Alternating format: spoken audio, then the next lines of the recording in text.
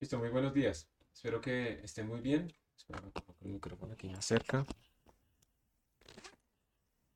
Y listo. Ya espero que me estén escuchando. Sí, un dedito arriba si están escuchando bien y viendo la pantalla. Listo, perfecto. Muchas gracias. Bienvenidos entonces todos a la clase. Vamos a empezar nuestra clase del día de hoy. Voy a poner aquí las preguntas si quieren hacerlas no por el chat, sino por acá. Alguien preguntó algo. Dice, muy buenos días a todos. Gracias. Yo les tengo una pregunta. Es una brecha generacional. El UU, ¿qué significa?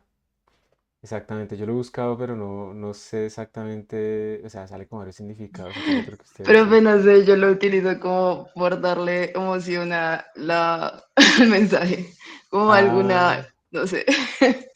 como algo auxiliar, pero que le da como más sabor al mensaje. Sí, Para hacerlo más tierno. Ah, ok, ok. Ah, cara tierna, ok, listo, gracias. Sí, porque nosotros ya tenemos brecha y uno ya no entiende y lo que era cool para uno ya no es cool, pero ahora hay otro nuevo cool. Gracias. Dice, en la Universidad de La Red aún no se puede acceder a la sala de cómputo. Creo que la universidad sigue restringiendo el SSH. No sé si lo hace. Por la wireless, ¿no? El problema es la wireless siempre. Entonces toca ¿por qué? Por Tailscale. Pero yo ya vamos a utilizar las salas de la próxima semana. Que ya digamos estos días han pasado las pruebas con clases presenciales y cosas así. Y les estaré avisando para que probemos todo eso. ¿Listo, Kevin? Entonces, nosotros, bueno, voy a agrandar un poquito acá. Hemos estado hablando un poco en general de la computación científica, de herramientas que vamos a ver. Ya hemos visto esta parte de los errores en punto flotante. Obviamente no podemos entrar en todo el detalle, pero sí creo que hemos quedado conscientes de que no estamos haciendo matemática, que los números del computador no son números reales, que eso tiene consecuencias y pues algunas ideas de lo que podemos hacer para mejorar, perdón, nuestros cálculos numéricos. No es que todo esté mal, pero sí hay que tener ciertas precauciones cuando uno está haciendo los cálculos numéricos. Y el día de hoy, pues vamos a ver, es como una herramienta muy específica que nos permite como automatizar las cosas que estamos haciendo. Nosotros, la clase pasada al final hicimos como un programa que imprimía unos datos y luego esos datos se graficaban y luego eso generaba un PDF. Y pues idealmente a veces incluso ese PDF, esa figura termina siendo incluida dentro de un artículo, dentro de un reporte, dentro de un póster, lo que sea. Que bueno, los pósters ya no deberían hacerlos en LaTeX, deberían hacerlos en una herramienta más apropiada. Pero bueno, incluso en LaTeX, en Beamer o algo así, eh, pues digamos que estos son como muchos pasos, ¿sí? Y si yo cambio por allá una cosa de mi programa, pues yo esperaría que eso implicara inmediatamente que al cambiar el programa probablemente se generan nuevos datos. Entonces debería compilarse, ejecutarse, guardar esos nuevos datos, correr el script que hace la nueva figura y correr de nuevo la actualización de mi documento. ¿Sí? Todo eso. Entonces, esos son muchos pasos y cuando uno tiene que hacer muchos pasos normalmente se equivoca. ¿Listo? A uno se le olvida algún paso intermedio y empieza a cometer esos errores de que cambió una cosa pero no está utilizándola bien en otro lado y bueno, empieza a sufrir. Y ahí es donde vienen, digamos, automatizaciones de esos pipelines. Un pipeline se le llama acá, es como a un flujo de trabajo. Y hay, digamos, el secreto de la automatización es que se puede hacer principalmente con acciones que reaccionan o que se pueden programar de alguna manera.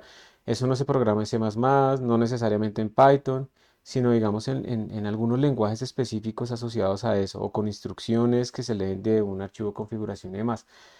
Entonces, lo que yo quiero que vean ustedes hoy es una introducción a lo que se llaman los makefiles específicamente, que aunque se utilizan mucho en el contexto de compilación de códigos muy grandes, realmente se pueden utilizar para cualquier tipo de herramienta que se pueda llamar desde la consola o que tenga una interfaz que pueda interactuar desde la consola. Y con eso uno está generando dos cosas muy útiles. Una, que está, denme un momento, que está, ¿qué? Una que uno está viendo qué es lo que tiene que hacer. Uno está estructurando exactamente qué es lo que tiene que hacer para pasar de un lado al otro. Y la segunda es que está creando como una documentación de cómo yo llegaba a un sitio dado, cómo yo llegaba a unos resultados dados, a partir de digamos, de unas instrucciones. Y eso es supremamente útil cuando uno comparte el trabajo o cuando uno vuelve a ese mismo trabajo después de mucho tiempo. Makes, los makefiles que vienen de una herramienta llamada Make, son muy antiguos. Esto viene desde el origen de Unix. Claro, esos tipos tenían que programar muchísimo, tenían que hacer muchísimas, digamos, pues estaban haciendo un sistema operativo, entonces tenían que hacer muchas compilaciones tediosas todo el tiempo y demás. Entonces viene desde esa época. Eso tiene sus ventajas y desventajas. La desventaja, pues obviamente es que a veces se tomaron decisiones de sintaxis o decisiones de estructura que tal vez en este momento se sientan raras o se sienta como extraño ver esa notación. Pero también implica que al tener tanto tiempo, pero tanto tiempo es 40 años o más, estas herramientas llevan mucho tiempo siendo testeadas, entonces son muy robustas y probablemente uno las encuentre instaladas en todo lado. Y eso es algo que a veces hay que tener en cuenta. Yo puedo estar utilizando el nuevo Shiny Thing que aparece, pero entonces ahora estoy generando una nueva dependencia porque me toca instalarla y si no tengo permisos y que no sé qué, entonces voy a sufrir mucho. Entonces también a veces uno tiene que encontrar el balance de las herramientas que quiere utilizar para que sean herramientas que encuentra fácilmente también. Pero bueno, yo aquí de todas maneras les pongo unas ideas. Entonces, miren, la idea de un makefile, aunque como les decía, no solamente se utiliza para compilar y ya, sino para cualquier instrucción, es que tiene esta sintaxis básica. En un makefile, y antes de seguir con makefiles, yo quisiera hacer una indagación acá. ¿Quiénes de acá ya han utilizado makefiles alguna vez en su vida? Levanten la mano. Santiago, sí, algunos han utilizado makefiles, ajá. ¿Y en qué contexto los utilizaron? Si nos pueden contar.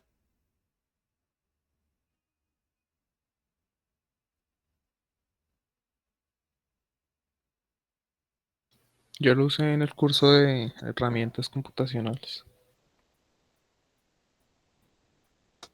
¿Esa parte la viste con la profe Verónica? Ajá, sí, con ella.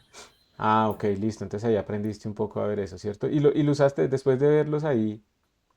¿Lo usaste después en alguna cosa? ¿Ya nunca más lo volviste a usar? No, la verdad no. No mucho, ¿sí? Porque, bueno, eso depende de las tareas que uno está haciendo, ¿cierto? Francisco dice, pues yo lo usaba para crear imágenes de sistemas operativos. Ah, o sea, como para, como que tú decías, bueno, voy a crear esta imagen de este sistema operativo que tenga estas herramientas instaladas y demás, pero ya. Y entonces hacían make, hágame esto, make, hágame lo otro. Pero es muy útil, ¿no? Para tener ahí la documentación, pero no muy a fondo, el profe no colabora. OpenFOAM usa eso, sí, o sea, realmente todo el software que uno va a instalar desde las fuentes utiliza Makefiles. Pero como les digo, los Makefiles no están limitados solamente a compilar. Ustedes pueden automatizar muchas tareas en los Makefiles y dependiendo de si uno tiene que hacer tareas muy repetitivas durante muchas veces, realmente un Makefile le puede automatizar a uno el trabajo tedioso en algunas de las tareas que uno tiene que hacer en el día a día. Entonces, miren, la idea en un Makefile es que tiene que seguir esta sintaxis donde ustedes tienen que colocar qué es lo que quieren construir, ¿sí? El cómo se llama. Por ejemplo, quiero construir un programita que se llame suma arriba abajo punto x, sum up down punto x. ¿Listo? Eso es lo que yo quiero construir, un ejecutable. Ese es mi objetivo final. Y eso tiene que ser un archivo. Eso, bueno, hay unos targets específicos que no tienen que ser archivos, pero en general es algo tangible que tiene que existir ahí en el disco duro porque lo que hace make es mirar la fecha de creación de ese target y compararla con sus dependencias, con lo que está al frente. Si encuentra que las dependencias, estas que están al frente después del dos puntos, ¿listo? Uno puede poner aquí muchas dependencias separadas por espacios. Si él encuentra que alguna de estas dependencias es más nueva en tiempo, ¿sí? En el sistema de archivos, es más nueva que el target, reconstruye el target. Si él encuentra que el target es más nuevo que todas las dependencias, pues no lo reconstruye. Y eso es supremamente eficiente. Digamos que cuando se hace el kernel de Linux se tienen 500.000 archivos .c y se cambia uno solo de ellos, pues no es necesario recompilar absolutamente los 500.000, sino solamente crear un nuevo objeto y enlazarlo con el ejecutable final. En nuestro caso, digamos, si yo solamente cambio los datos, no, si solamente cambio el script que pinta, el script de GNUplot que pinta mi figura, pues yo no tendría que volver a compilar el CPP, volverlo a correr, volver a generar los datos, ¿cierto? No, simplemente tendría que volver a correr el script de GNUplot o de Python que me genera mi figura. Entonces, él genera ese árbol de dependencias y se da cuenta quién es más nuevo que quién y corre lo mínimo posible, pero obviamente depende de cómo lo hayamos escrito. Entonces, uno coloca el target, que es algo que yo quiero construir. Puedo tener varias de estas reglas en mi makefile. Coloco las dependencias después del dos puntos. Entonces, make va a darse cuenta de quién es más nuevo y de acuerdo a eso, si alguna dependencia es más nueva que el target, va a ejecutar esta regla para crear el target. ¿Listo? Esa regla puede ser cualquier comando. No tiene que ser un G++, puede ser cualquier cosa. ¿Listo? Entonces, por ejemplo, en este caso les estoy dando un ejemplo de se pueden utilizar comentarios también en los makefiles. Entonces, miren, ustedes quieren construir un ejecutable que termine en .x y depende del código fuente en .cpp. Entonces, cuando make se dé cuenta, cuando yo le escriba make sum up down.x, entonces va y mira, bueno, ¿cuál es la regla para construir ese target? Es esta, listo. Las dependencias son estas. Si esta no es más nueva que el target, entonces yo no tengo que hacer nada, ¿sí? La dependencia es más vieja que el target.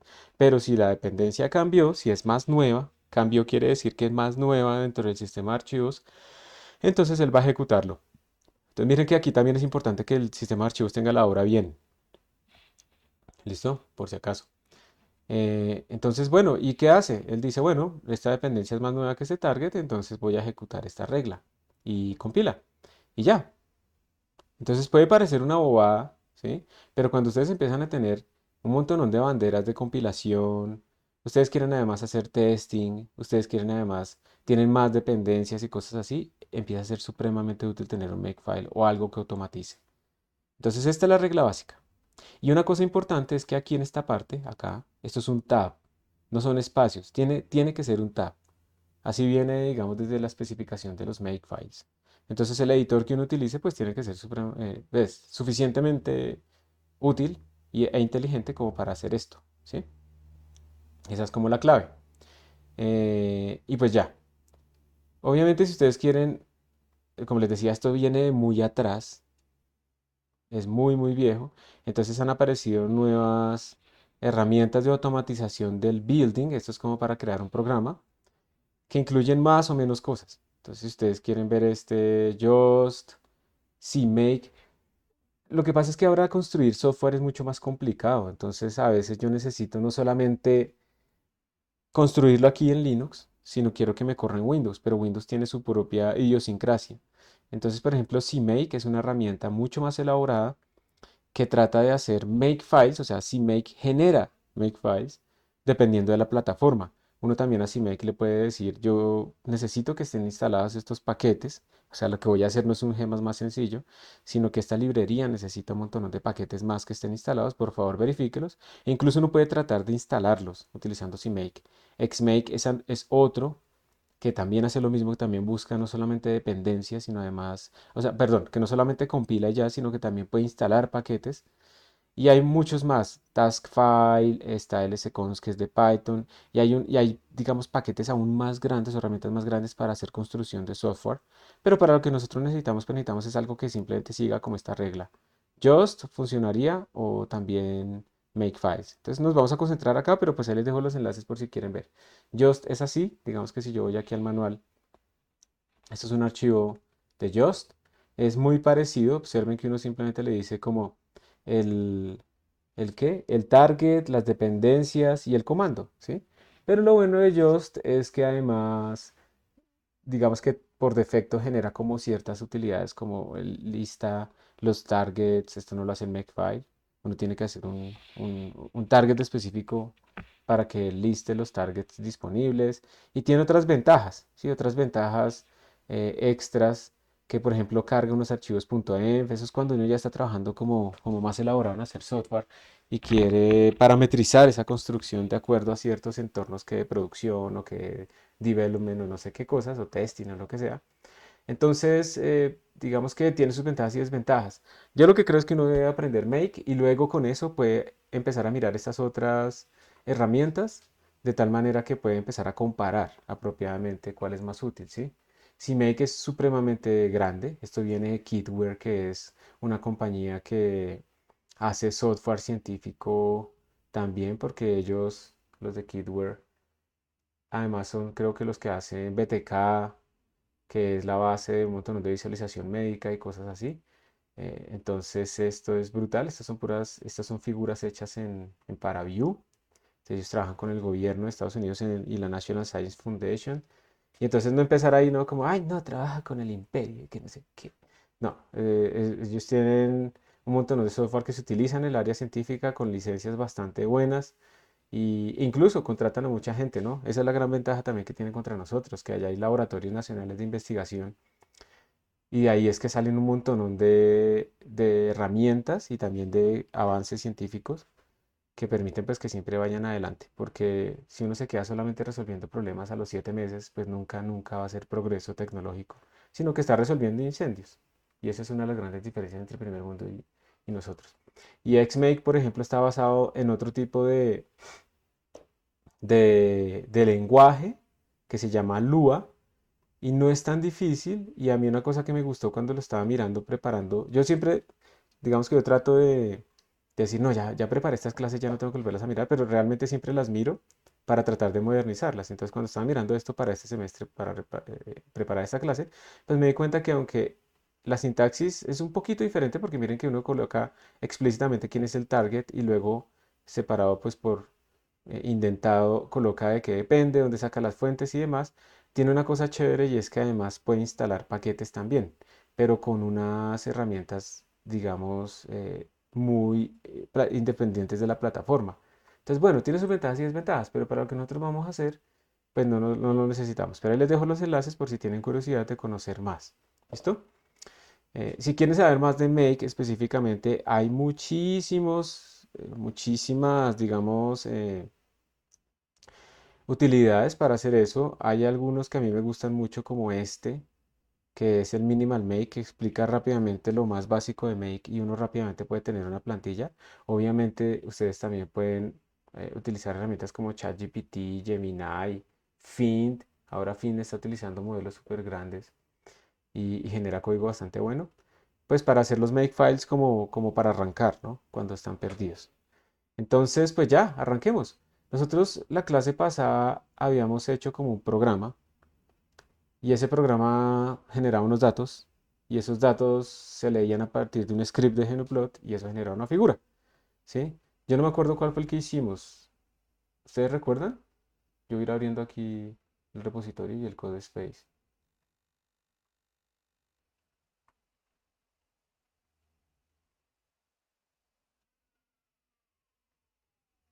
Ah, chanco, me toca loguearme.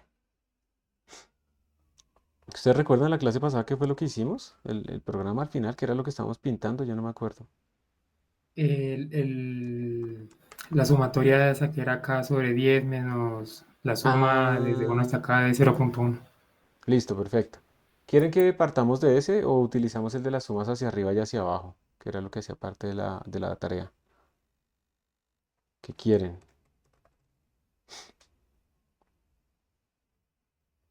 ¿No quieren nada? De las sumas arriba y hacia abajo. Sí, de la tarea. Acabo de quemar mi contraseña de GitHub. El de las sumas, listo. Además tiene autenticación de segundo factor.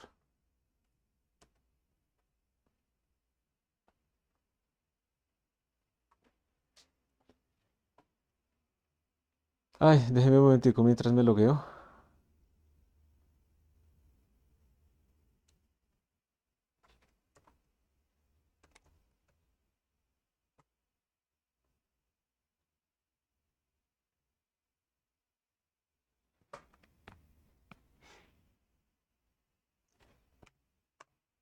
Por eso es tan importante tener estas autenticaciones de segundo factor, porque incluso si uno pierde la contraseña, no se pueden autenticar rápidamente como uno, ¿cierto? La contraseña es algo que uno sabe. El segundo factor es algo que uno tiene. Y ahora con la parte digital es más o menos una parte que es uno, ¿cierto? La parte de las huellas de la cara, aunque yo realmente prefiero no dar ese tipo de cosas tan fácilmente. Espérense que de todas maneras voy a cambiar la clave. Ustedes van entrando por favor a sus herramientas. Mientras tanto,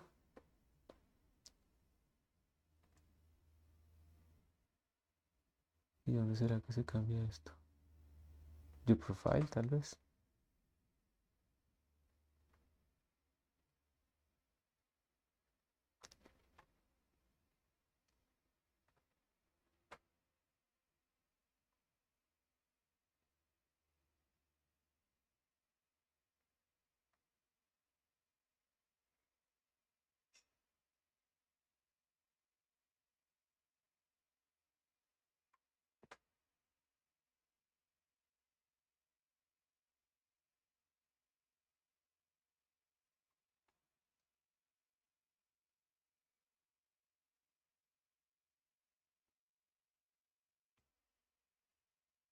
Por fin, password and authentication, all password.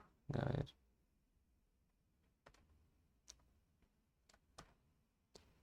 New password. Entonces le pido a mi generador de contraseñas que me genere el nuevo password. ¿Ustedes cuál manejador de contraseñas utilizan?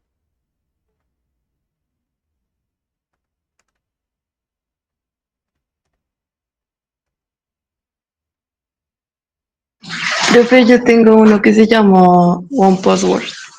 Buen password, ajá. Muy bien. ¿Alguien más o nadie más utiliza eso? Listo, ya lo cambié. La No cabeza. utilizo. ¿Cuál? Perdón. No utilizo. No utilizan. Ojo. eh, El del navegador. el del navegador. Ajá. Al menos utilizas algo, sí. Pilas con eso. O sea, si ustedes utilizan como no, yo por cada sitio cambio dependiendo del sitio, pero utilizo la misma base o le hago este cambio pequeño, no sé qué, todas esas vainas se pueden deducir muy fácil. Y tienen que tener cuidado porque a uno se le olvidan mucho los passwords. Lo segundo es que si reutiliza, así sea cambiándole dependiendo del sitio, es fácil de adivinar. Entonces cualquier persona que logre acceder a un password ya va a tener acceso a muchísimos de los otros sitios, ¿sí?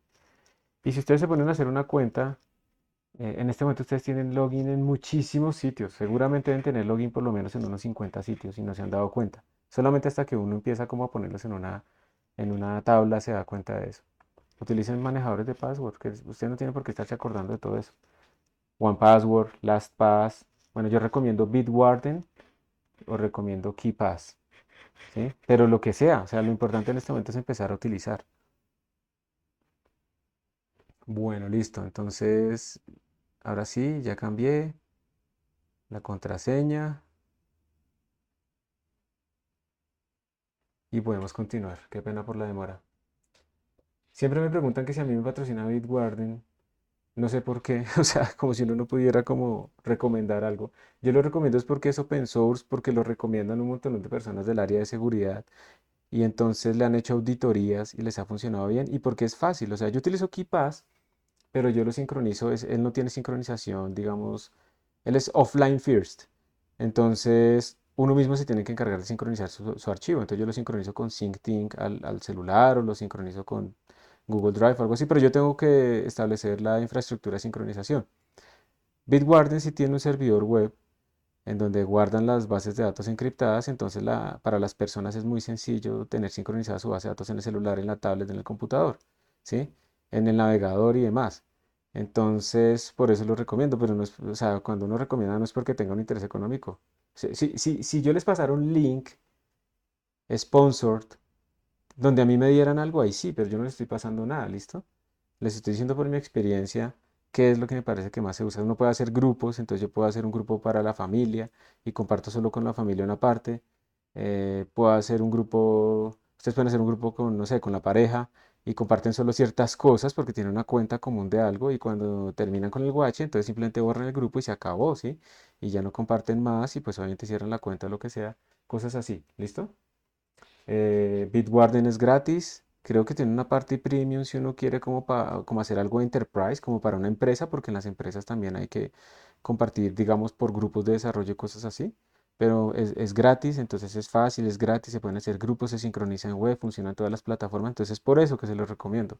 Yo utilizo KeePass, pero utilizo Bitwarden dentro de la familia porque es más sencillo, ¿listo? Y miren que no le estoy pasando links ni nada. pero ya ustedes escogen. Lo que les digo es, o sea, a veces a uno le dicen utiliza X, pero no le dicen cómo lo podría hacer, entonces no lo usan. Por eso les digo dos específicas. Pero pues lo importante es que utilicen lo que quieran, pero que lo utilicen. Entonces, volvamos acá. Estamos haciendo esto y la idea es la siguiente. Digamos que yo quiero hacer la figura. Ustedes tienen que entregar también una figura, ¿cierto? De las sumas hacia arriba y hacia abajo. Pero esa figura, si lo consideramos un target, esa figura va a depender del script que la pinta, que la genera, ya sea GNUplot o ya sea Python, ¿sí? Cualquiera de las dos. Esa figura va a depender de eso. Entonces a eso lo vamos a llamar el script.gp. Entonces si yo, por ejemplo, cambio, lo que quiere decir esta dependencia es que si yo cambio este script, se me debería regenerar la figura, ¿verdad? Eso es lo que debería pasar, porque si yo lo cambié fue porque estoy afectando algo de la figura. Pero también la figura depende de los datos. Si los datos cambian, entonces también debería volverse a llamar este script para volver a generar la figura. O sea, la figura tiene dos dependencias, los datos y el script. ¿Listo? Eso es lo que estamos diciendo. Entonces ya empiezan a aparecer como cuál es mi target, el que yo debería escribir, cuál es la primera dependencia, cuál es la segunda dependencia. Eso lo tenemos que pensar nosotros. Obviamente make, salvo para compilación, ahí sí se puede, pero en el resto de cosas, pues make no va a saber de qué depende algo. Somos nosotros los que le decimos. Ahí es donde estamos nosotros metidos. ¿Listo? Ahora, si yo, por ejemplo, cambio el código fuente, ¿sí? Eso implicaría que se debería actualizar el ejecutable y eso implicaría que se debe correr de nuevo para generar un nuevo data y eso implicaría que se debe correr de nuevo el script para generar mi figura, ¿sí? Entonces, el ejecutable, pues debe depender de... ¿De qué?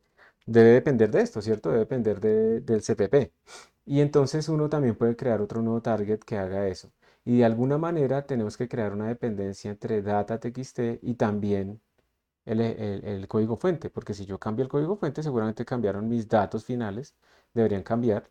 Entonces así es que yo conecto absolutamente todas esas reglas. Entonces al final yo, digamos, podría decir que tenemos un target principal, pero hay otros targets secundarios que nos ayudan a nosotros a actualizar pues todo el flujo de trabajo que tenemos ahí, ¿sí?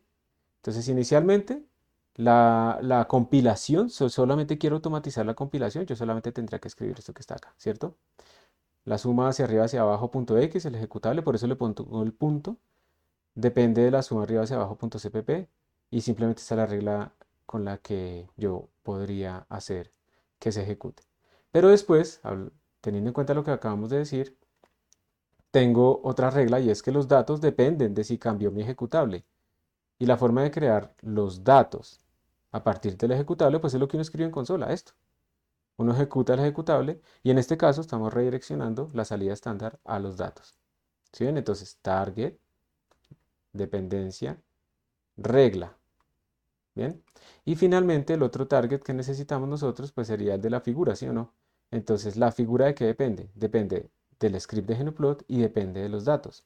Y el comando para crearla, pues es este. Y con eso, pues ya quedó, digamos, con esas tres reglas quedó todo absolutamente unido. Y este será nuestro makefile, ¿sí? Este será nuestro makefile. Entonces vamos a ir probándolo, a ver cómo funciona esta cosa, qué detallitos tiene, ¿sí? Vamos a ir probando esto con nuestro programa. Aquí está el programa como incompleto, lo vamos a completar ahorita. Vamos a mirar primero que el programa funcione, ¿sí? Con lo de la compilación y demás. Y luego le vamos a ir añadiendo, vamos a ir creando el script y le vamos a ir añadiendo las reglas y luego vamos a ir aprendiendo otras cosas extras de la sintaxis de las reglas. Entonces arranquemos. Ahora sí, voy a volver a entrar al repositorio. Creo que ya estoy logueado.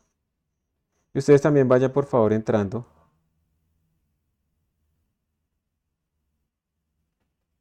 al repositorio y le voy a pedir el favor a algunos de ustedes que me ayude acá a revisar, ¿sí?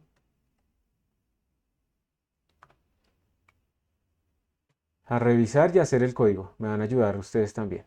Entonces entro acá, ahora sí voy a ir al code space, tan. Y creo que ya encontré una manera en la que puedo compartirles los códigos que estoy haciendo en las clases. Entonces ahorita les informo cómo es eso. No sé, si quieren acceder a esos códigos que estoy haciendo de ejemplo, si les servirá.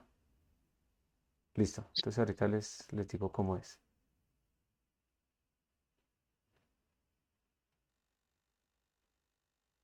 Entonces estamos en este momento en Makefiles. Voy a crear un nuevo folder acá que tenga el nombre codes, pero además le voy a añadir la fecha de hoy. Y entonces lo primero que tenemos que hacer, pues obviamente es como el código fuente y el makefile. Entonces voy a decir new file y la vamos a llamar sumUpDown.cpp. Este es nuestro código fuente. Y también voy a crear un nuevo archivo que es un makefile. ¿Qué nombre se le pone a los makefile? Se le pone makefile, ¿sí? Le pueden poner con mayúscula, con minúscula. Y cuando le ponen el nombre así y ejecutan el comando make en la consola, pues él busca estos nombres. Pero si le ponen otro nombre, ¿sí? Como esto, entonces le tiene que poner al comando make el nombre del archivo que quieren ejecutar. Yo por lo menos lo voy a dejar así. Le voy a poner makefile y ya está. Bueno, entonces miren. Voy a copiar la primera regla, la que solamente compila. Esta. La voy a copiar en el makefile. Me voy a asegurar que esto sea un tab, entonces voy a borrar esto y le voy a dar tab. Listo. Este es el makefile más sencillo. Él va a tratar de, a partir de sumdown.cpp, sumupdown.cpp, va a tratar de construir sumupdown.x. ¿Listo? Entonces voy a mostrarles cómo se corre. Recuerden que en este momento el código está vacío, ¿no? No hace nada, entonces seguramente la compilación va a fallar. Entonces, obviamente no lo puedo correr acá, porque yo no estoy dentro de la carpeta, ¿sí? Estoy en esta carpeta. Entonces tengo que entrar a la carpeta correspondiente, que es 04 makefiles.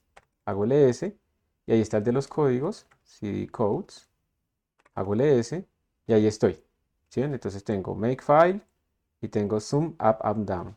Entonces voy a escribir make. 1, 2, 3, enter. Miren que él está tratando de... Él se dio cuenta que el sum up and down.x no existe. Entonces lo tiene que construir, ¿sí? Entonces ejecutó este comando, observen que ejecutó este comando, y pues ahí me salió el error en donde me está diciendo el compilador, oiga, ese programa no tiene nada, ni siquiera tiene la función main. ¿Listo? Pero entonces ya está. En vez de escribir g++, no sé qué, simplemente ejecuto make y él ya me va a compilar, me va a ejecutar esta regla. Entonces ahora sí vamos a empezar a crear nuestro código. ¿Dónde está? Aquí. Lo voy a copiar. ¿Cuál es la habilidad más importante de un programador?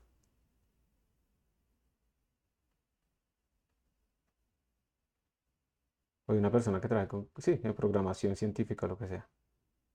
¿Sí saben cuál es? No te escuché. Copiar, profe. Copiar y pegar, sí. ¿Y cuál es la segunda? Buscar. Buscar bien, ajá. ¿Y cuál es la tercera?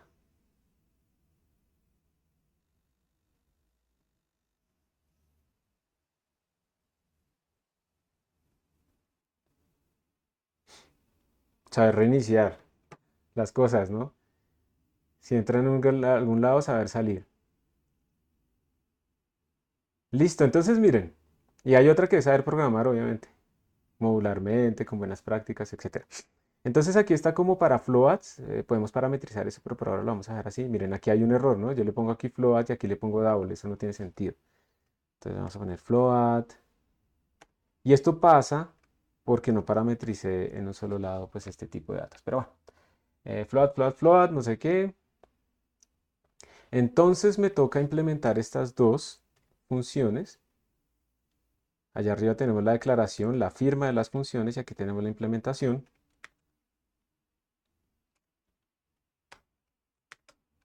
¿Ok?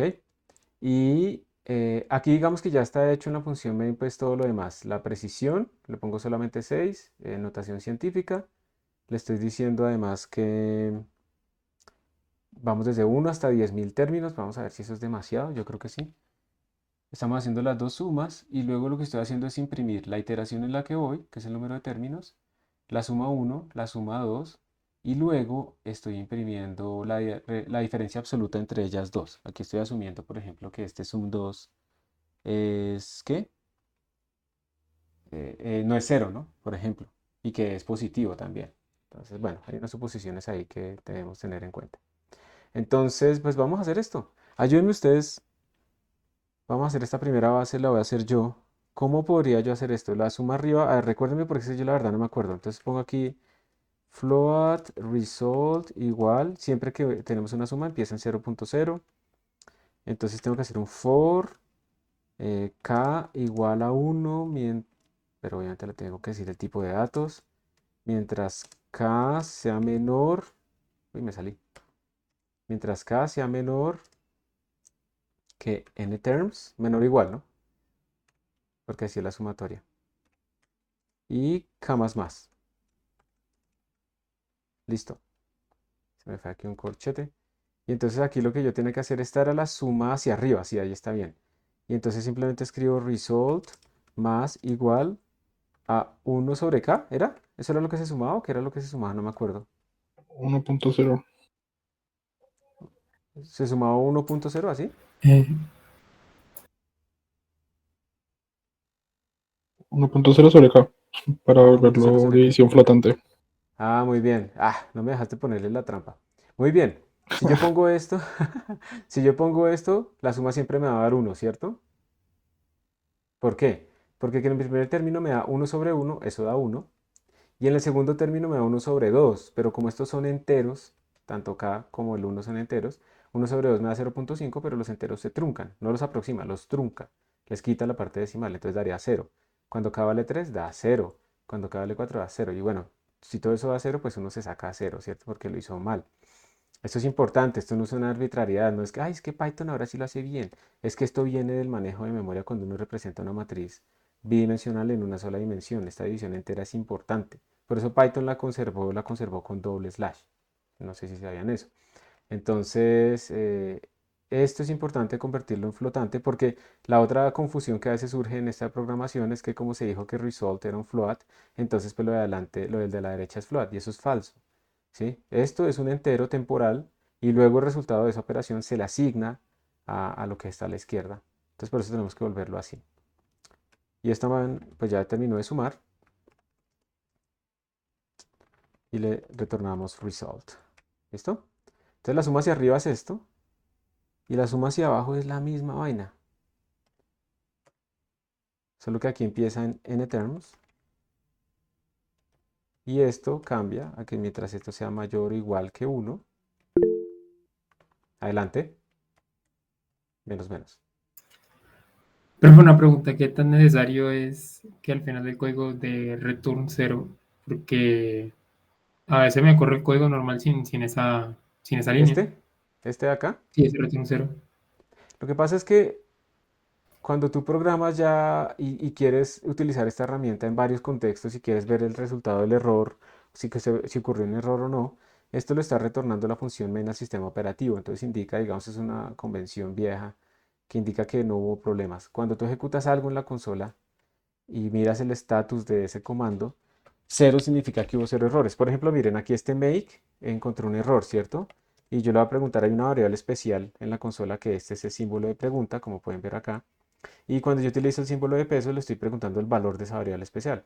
Esa variable especial, símbolo de pregunta, guarda el estatus de salida del comando inmediatamente anterior. Entonces aquí, por ejemplo, salió el estatus 2. ¿Sí ves? Si yo hago ls, ese no botó errores. Y si yo le pregunto el estatus de ese comando que acaba de ejecutar, pues sale 0. ¿Listo? Entonces la idea es que cuando tú retornas al sistema operativo, le retornas como una información de si terminó exitosamente la ejecución o no, o qué pasó. ¿Sí? Y eso entonces es una cosa necesaria. En los últimos estándares, tú puedes utilizar exit success para que la constante 0, pues como que no sea algo que tú estás utilizando ahí constantemente porque no es portable y demás y porque eso depende del sistema operativo, pero para lo que estamos haciendo nosotros el 0 está bien. Y cuando tú dices, además porque es que tú te comprometiste, o sea, esto es un contrato que tú hiciste, tú dijiste la función main que yo voy a utilizar acá, retorna un entero. Y si tú lo quitas, tú estás incumpliendo tu contrato, pero lo raro es que eso compile y se ejecute, ¿cierto? Cuando tú haces esto, haces una función que va a retornar algo y no retornas nada, en enteros se retorna la dirección de memoria de esa función. Entonces te retorna una vaina que no tiene sentido y que le indicaría al sistema operativo información que no es errónea. Se vuelve inconsistente. Entonces por esa razón es mejor que lo hagas. ¿Listo? Te expliqué como muy a fondo el por qué, pero bueno, eso es. Gracias, profe. Listo. Calificando la tarea, ve que algunos ponían más n. Bien, yo aquí puse más, pero también se le puede poner más acá y da lo mismo. Digamos que eso del preincremento y el posincremento en los números digamos básicos, los tipos primitivos, enteros y cosas así, da igual. O sea, ¿cuál es la diferencia para recordarles? Digamos que si yo tengo x igual a 5, ¿sí? Y hago y igual a x más, punto y coma. Después de esta operación, x, voy a ponerlo aquí en comentario, x va a valer 6 porque lo incrementé y y va a valer, y va a valer 5. Y en esta operación, cuando utilizo el preincremento, x va a valer 6. En cualquiera de los dos casos lo incrementé, pero aquí y va a valer 6. El posincremento quiere decir, primero hago la asignación y luego hago el incremento. Por eso primero se hizo la asignación del valor que tenía, quedó en 5, y luego se incrementó el x. El preincremento es que primero incremento, por eso se llama preincremento.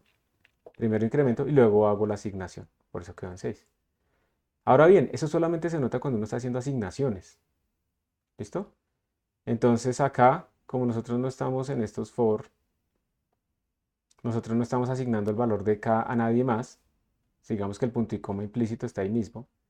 Entonces da igual ponerlo pre o post incremento, ¿sí? Da lo mismo.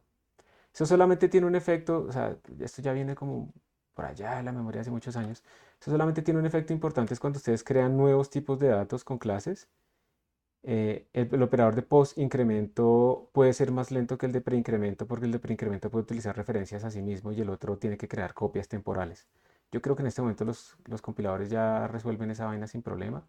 Pero si hay un detalle por allá en donde el más en el for puede ser diferente antes o después, pero eso es para tipos de datos no primitivos. Para estas cosas que estamos haciendo acá, pues no hay mucho detalle. ¿Listo? Entonces está bien en estos casos. Da lo mismo, se salvaron, digamos, sin saberlo. Eh, entonces aquí están nuestras dos sumas, ¿sí? Están nuestras dos sumitas y ya está. Eso es el programa que tiene que hacer en la tarea, ¿sí o no? Eso es el programa que tiene que hacer en la tarea, digamos, el más básico posible. Entonces vamos a ver si esto compila. Entonces vamos a hacerle make. Ahí está compilando y tal, compiló. ¿Sí lo ven? Compiló. Si yo lo ejecuto, miren que ahí apareció el target precisamente que le habíamos dicho al makefile, ¿sí ven? Chéverísimo. Si yo lo ejecuto, pues ahí me está saliendo como una información a la pantalla, ¿verdad? Me está saliendo ahí. Ahí hay unas diferencias y listo. Entonces, yo tengo dos opciones, ¿no? Seguir aquí en la consola, hacer la redirección y demás, o ir colocando los siguientes targets para tener la documentación de todos estos pasos en un solo sitio. Bueno, antes de seguir, quedémonos todavía un poquito con la compilación. Quiero contarles que hay unas reglas implícitas, obviamente como makefile, perdón, y los makefiles vienen desde hace tanto tiempo específicamente para la compilación. Hay algunas cosas que uno puede hacer para resumir un poco esto. Al principio les va a parecer un poco críptico, pero por ejemplo, si yo tuviera muchos archivos .cpp, yo podría decirle a este man, venga, voy a hacer una regla genérica. Todo lo que termine en .x va a depender del mismo nombre, pero en .cpp. ¿Sí? Y para construirlo, entonces como yo ya no me sé el nombre, yo pues aquí tengo que poner algo, ¿cierto? .cpp. Y como ya tampoco me sé cuál es el nombre base de este otro, pues también aquí tengo que poner algo .x.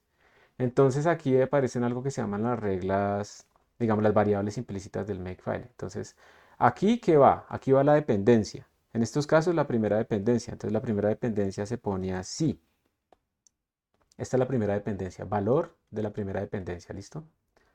Tan raro que sí, es raro, pero bueno, así es. Y aquí se pone el target. Y el target se pone así. Entonces esta regla que tengo aquí arriba se puede generalizar a muchos más archivos .cpp y .x de esta manera. Y make los va a construir. Para que ustedes vean que eso es verdad, voy a comentar esta regla, voy a guardar. Si yo ejecuto make acá, pues él no va a hacer nada. Porque... ¿Por qué? Porque todo está construido, ¿sí? Aquí yo le estoy diciendo explícito qué es lo que quiero construir. Pero miren que si yo copio temporalmente mi código CPP, voy a copiarlo en 10 archivos. Voy a crear aquí un loop. Esto no importa, o sea, voy a crear 10 archivos, pero no lo voy a hacer a mano, ¿listo? Entonces esto es para mostrarles un poco cosas que se pueden hacer en la consola. Sec de 1 a 10. Entonces esta variable, quiero que me haga lo siguiente. Quiero que me copie, ¿cómo se llama? SumUpAndDown.cpp. Quiero que me lo copie a tmp, valor de esta variable, .cpp. Done. La embarré en algo. Ahora in. Listo, entonces miren que ahora mágicamente he creado esos 10 archivos, que son copias del mismo. ¿Sí? ¿Ok? Y entonces, si yo presiono make, él me va a decir que no hay targets, porque no estoy siendo explícito de qué es lo que quiero construir.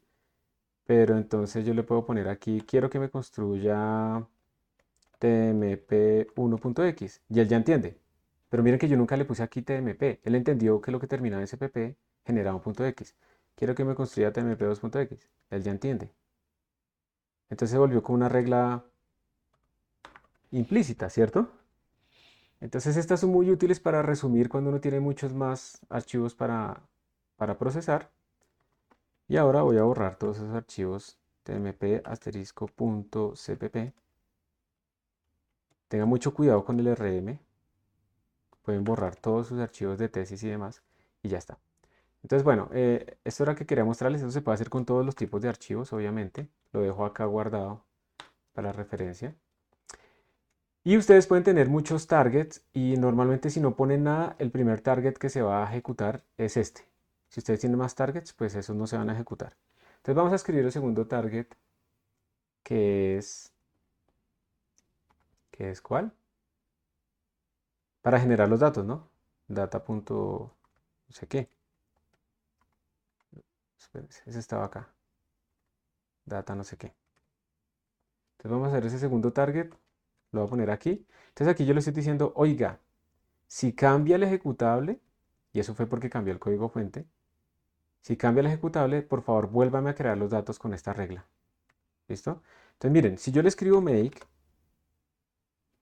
la embarré en algo. Espérense a ver si esto sí está con tab.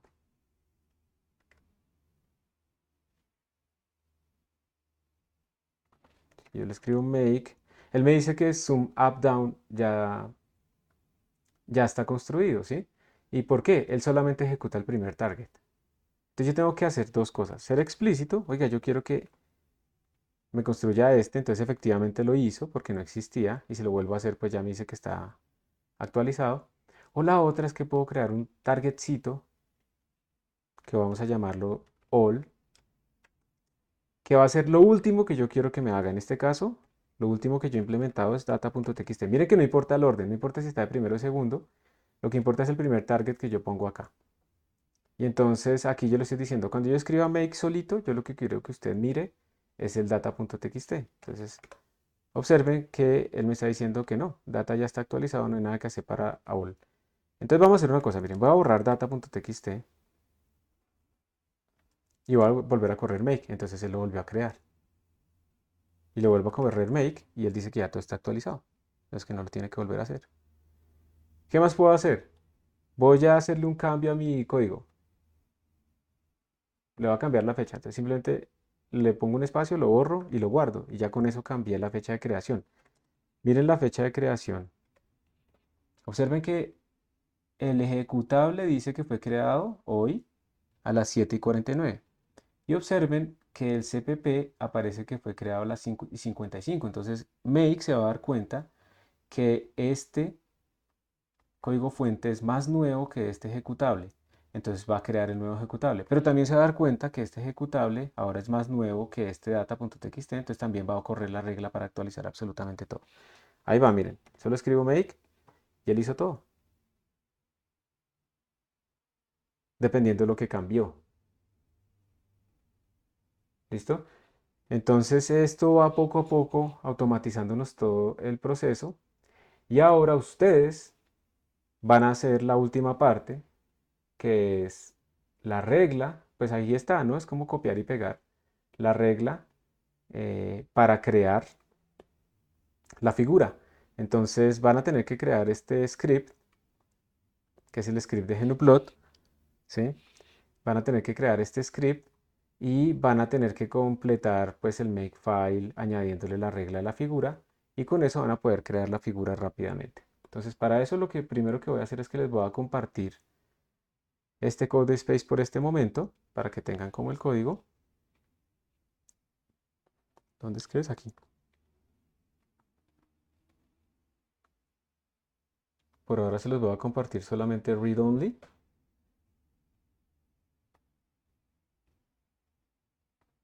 Listo. Se los voy a compartir read only para que puedan ver lo que tenía yo de código y el makefile rápidamente para que lo completen. Se los voy a poner aquí en el chat. Robar códigos. No, siempre hay que dar crédito, Andrés. ¿Dónde está? Eso no era. ¿Dónde está?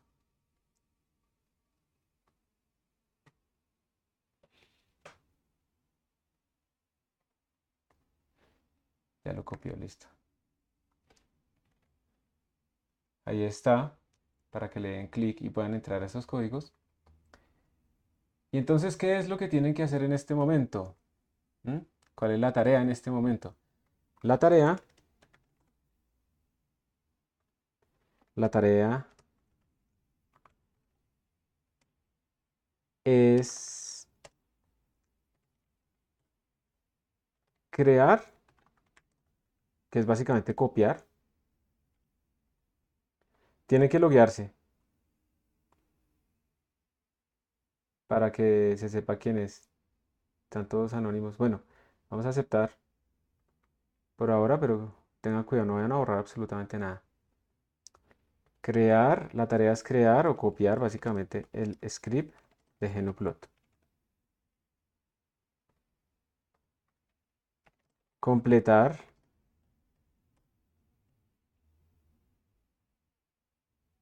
aquí para completar el make file para que incluya la creación de la figura.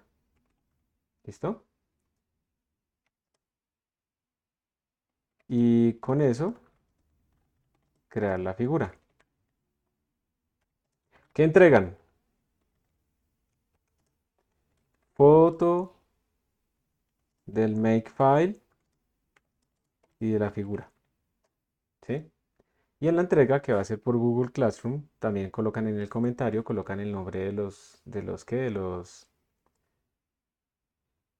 integrantes del grupo, apellido y nombre, que contribuyen. Si están en un celular, pues hablan, ¿sí? Dicen, no, haz esto, sugiero esto, no sé qué, o escriben por el chat, ¿sí? Pero si no dicen absolutamente nada, pues no los pongan, porque no hicieron nada. Entonces, eso es lo que hay que hacer. Tómenle una foto ahí para que sepan qué es lo que hay que hacer, por favor.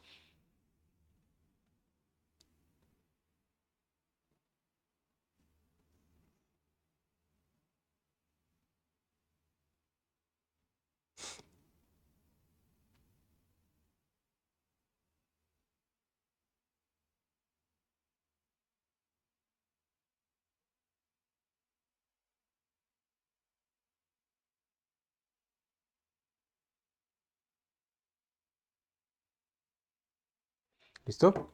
Entonces, vamos a hacer los breakout rooms.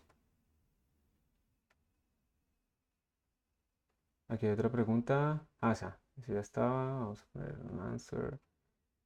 Tin, tin, tin. Listo. Sí, porque es que estas clases virtuales y hasta las reales, son las presenciales, digamos, las reales, esta es real. Las presenciales son muy aburridas y la gente no hace nada, pero con bastante razón, ¿sí? Entonces, realmente hay que tratar de trabajar todos, ustedes sobre todo, porque pues ustedes son los que están aprendiendo y uno haciendo es que aprende. Solo fotos, no entregan código. Sí, mira lo que dice acá. Aquí dice, entregan foto del makefile y la figura. Dos fotos o una sola foto si les cabe en una sola. Y uno también debería en una clase normal hacer esto, hacer trabajo en grupo rápido, no sé qué. Eso también es cansón, ¿no? Yo entiendo eso. Eso es cansón. Trabajar en grupo si uno no conoce a nadie, si no sé qué. Eso también es un poco forzado. Pero lastimosamente toca a veces pasar por esas incomodidades porque también nos toca aprender a trabajar así. Por eso cuando son notas más importantes como el proyecto y cosas así, ahí ustedes se califican entre ustedes para ver quién sí trabajó y quién no. Entonces vamos a darle a esto 10 minutos, esto no se toma más tiempo, es copiar y pegar básicamente. Y listo. ¿Alguna pregunta? ¿Alguna duda de lo que hay que hacer?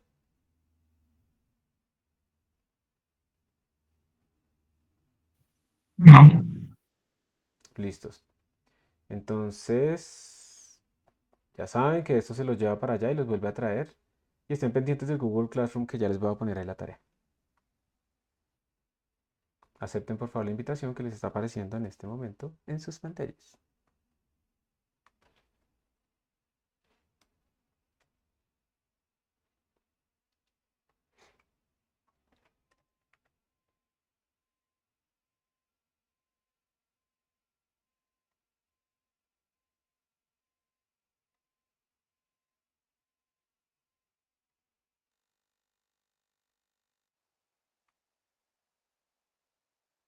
Rubén Darío, Juan Antonio, José Luis, tienen que aceptar la invitación que está en las pantallas. Vuelvan a su silla.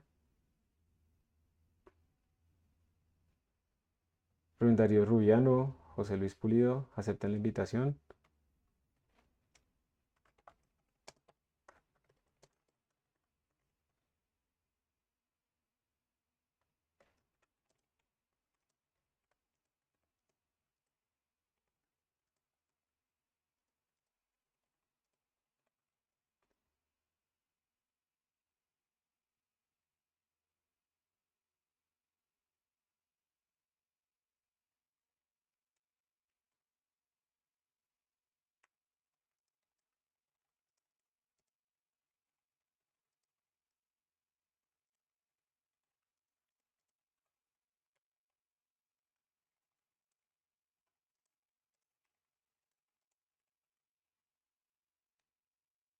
Bueno, José Luis como que no está.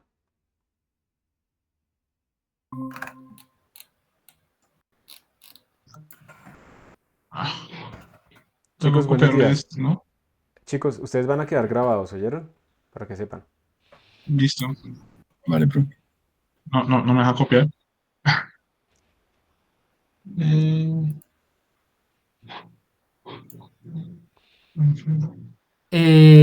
Creo que es por las funciones especiales del C++.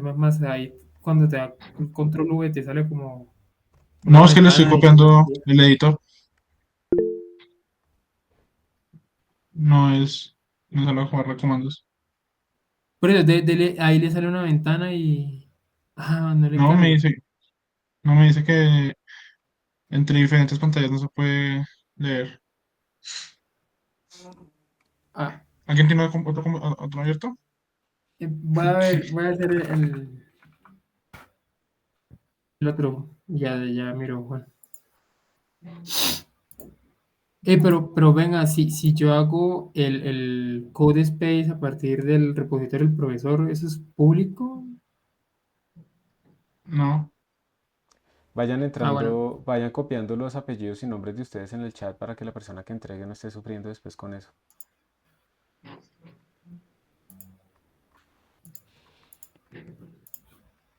Listo. Ya. A ver si sí. No me deja copiar.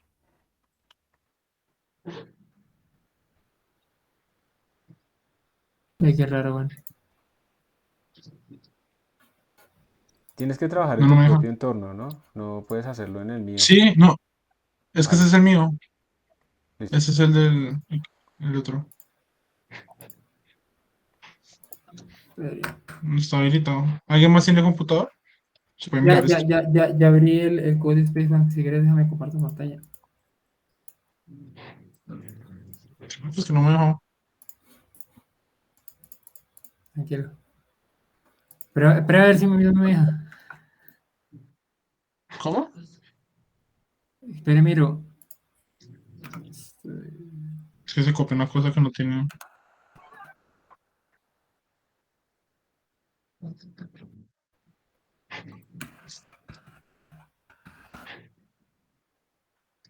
A mí sí me dejó, Juan. Déjame compartir Sí, pantalla. bueno, Sí. listo, mejor ahí.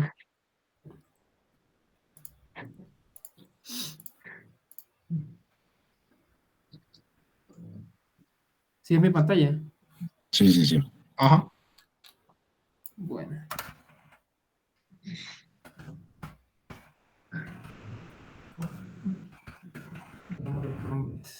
Estar en el. Vamos a mirar lo del GNU. Vale. Ahorita que yo estaba mirando el otro Code Space, a mí se me borró el archivo de código, lo borré por error. Yo no lo alcancé a copiar. ¿Usted lo tiene, Juan? ¿Cuál? El que vimos en la clase pasada. No, está en este. Pues si quieres se lo comparto acá. En Y el el grupo. código este. Ah, Kevin lo puso ya. La Ah, extensión es listo, gracias, gracias. .gp. Listo, espérese.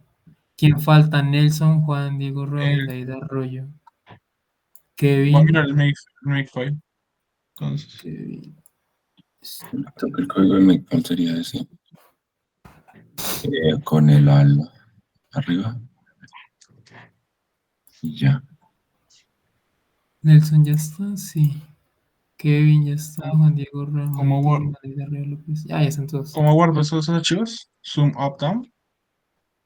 Lo guardé como sum up down, sí. Espere. Ve.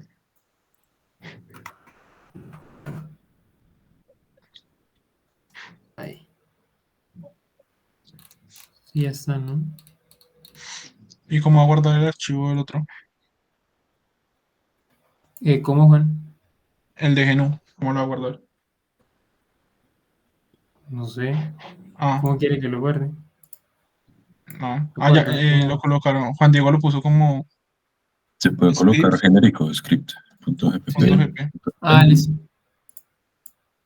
Pero ahí ese figura toca cambiarlo. Por el cómo lo guarda el programa. Que es Zoom up, down. CDR códigos. A ver. Ah, eso. .gp.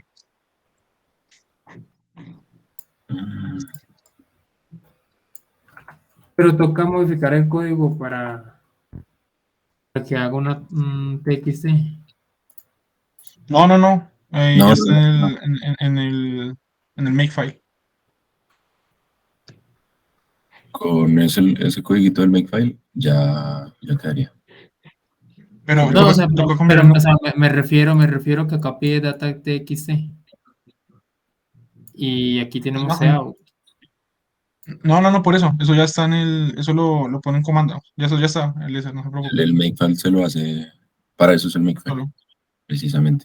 Entonces simplemente es hacer el Makefile, poner eso y ejecutar Make y ya. Acá hay dos códigos. ¿Cuál de los dos es? Ese, el que copió. Vale. Está bien. Mire que toca cambiar el OL. El OL tiene que, en vez de poner data.txt, zoom up down pf.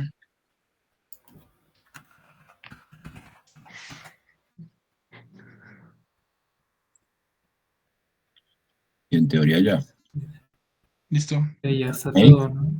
Ese código. si la Guárdelo va a y dele en Make, make. debería funcionar. Listo. Toca descargarlo y ahí. Sí, ya lo descargo. Uf, Horrible.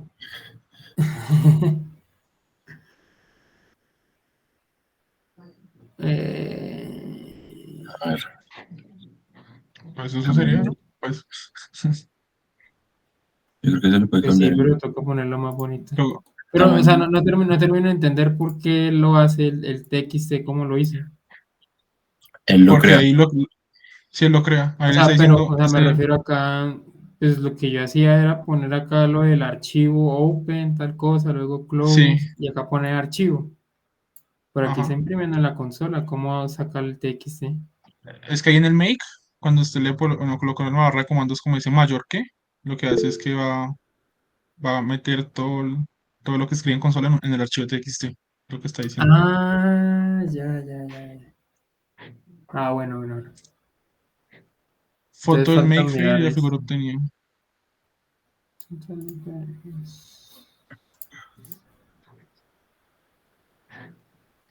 Acá no ¿Cómo se sale le, cómo se le pueden quitar en los los puntos? table. ¿Cómo, O Juan? sea, quitar las líneas, no solo dejar los puntos. A poder, sí, podría ser. Quitar el line. O sea, el L, creo que es solo quitarle el L que dice ahí LP, solo dejarle P. No sé, no le sé mucho a él. Pero no sale el label del X ni el Y. Ahí Mira. quítale el comentario. Ah, los data activities, tal cosa. Ya, No, del mira, otro vez no. a ver si lo creo.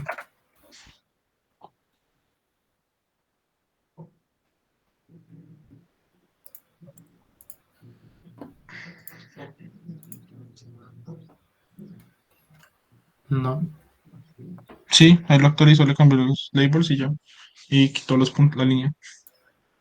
sí, la línea la quito. ¿Cómo se hacía eso más chiquito? El PTS, ¿no? Este es Como, el point type, creo.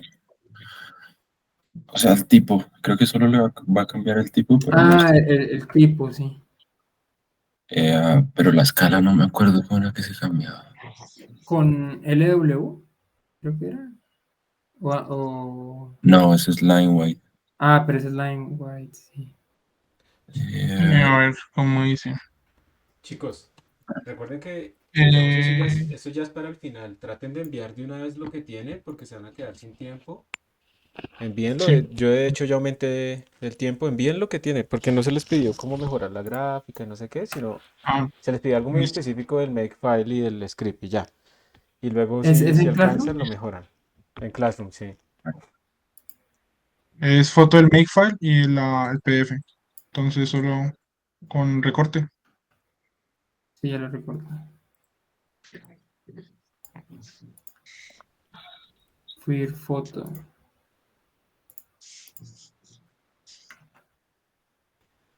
Madre, me toca guardar.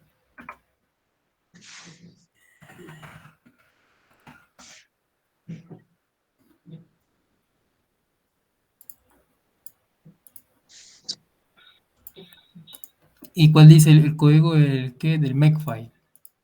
Sí. sí, Ahí coloque los nombres ahí, si quieren. Ah, sí. ¿El, Lo- el, el asterisco, eso sigue funcionando o no? Creo que no, no. no, no, son el numeral.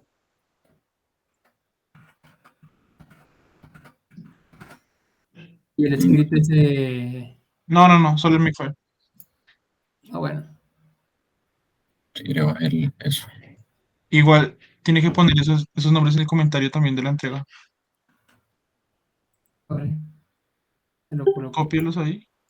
Copie los nombres en el comentario y descargue el archivo visual. Vale. No, son solo foticos, ¿no? Sí.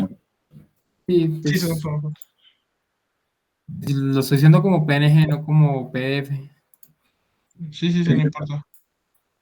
Y no se le olvide poner ahí en el comentario los nombres que ahí pide. El profesor pide eso. Ahí. Ya lo coloco. Bueno, pues chao.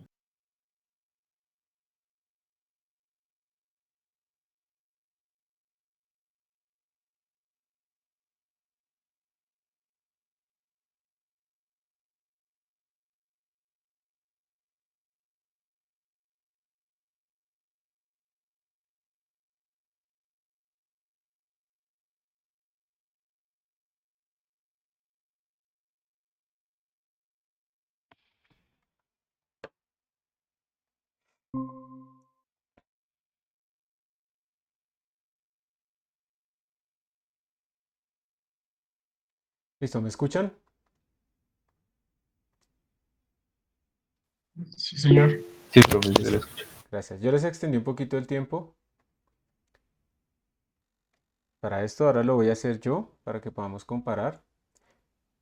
Yo sigo insistiéndoles, pues no sé si les pasó, pero sigo insistiéndoles en que se concentren siempre en entregar lo que se les pidió, luego le hacen cambios a las cosas, pero segundo, que si no han terminado, entreguen lo que tienen, ¿sí? No se acostumbren a que es que yo no entrego hasta que esté perfecto, porque muchas veces no va a estar perfecto, pero es más importante haber mostrado un progreso y un avance y un trabajo que pues básicamente no entregar nada, ¿listo?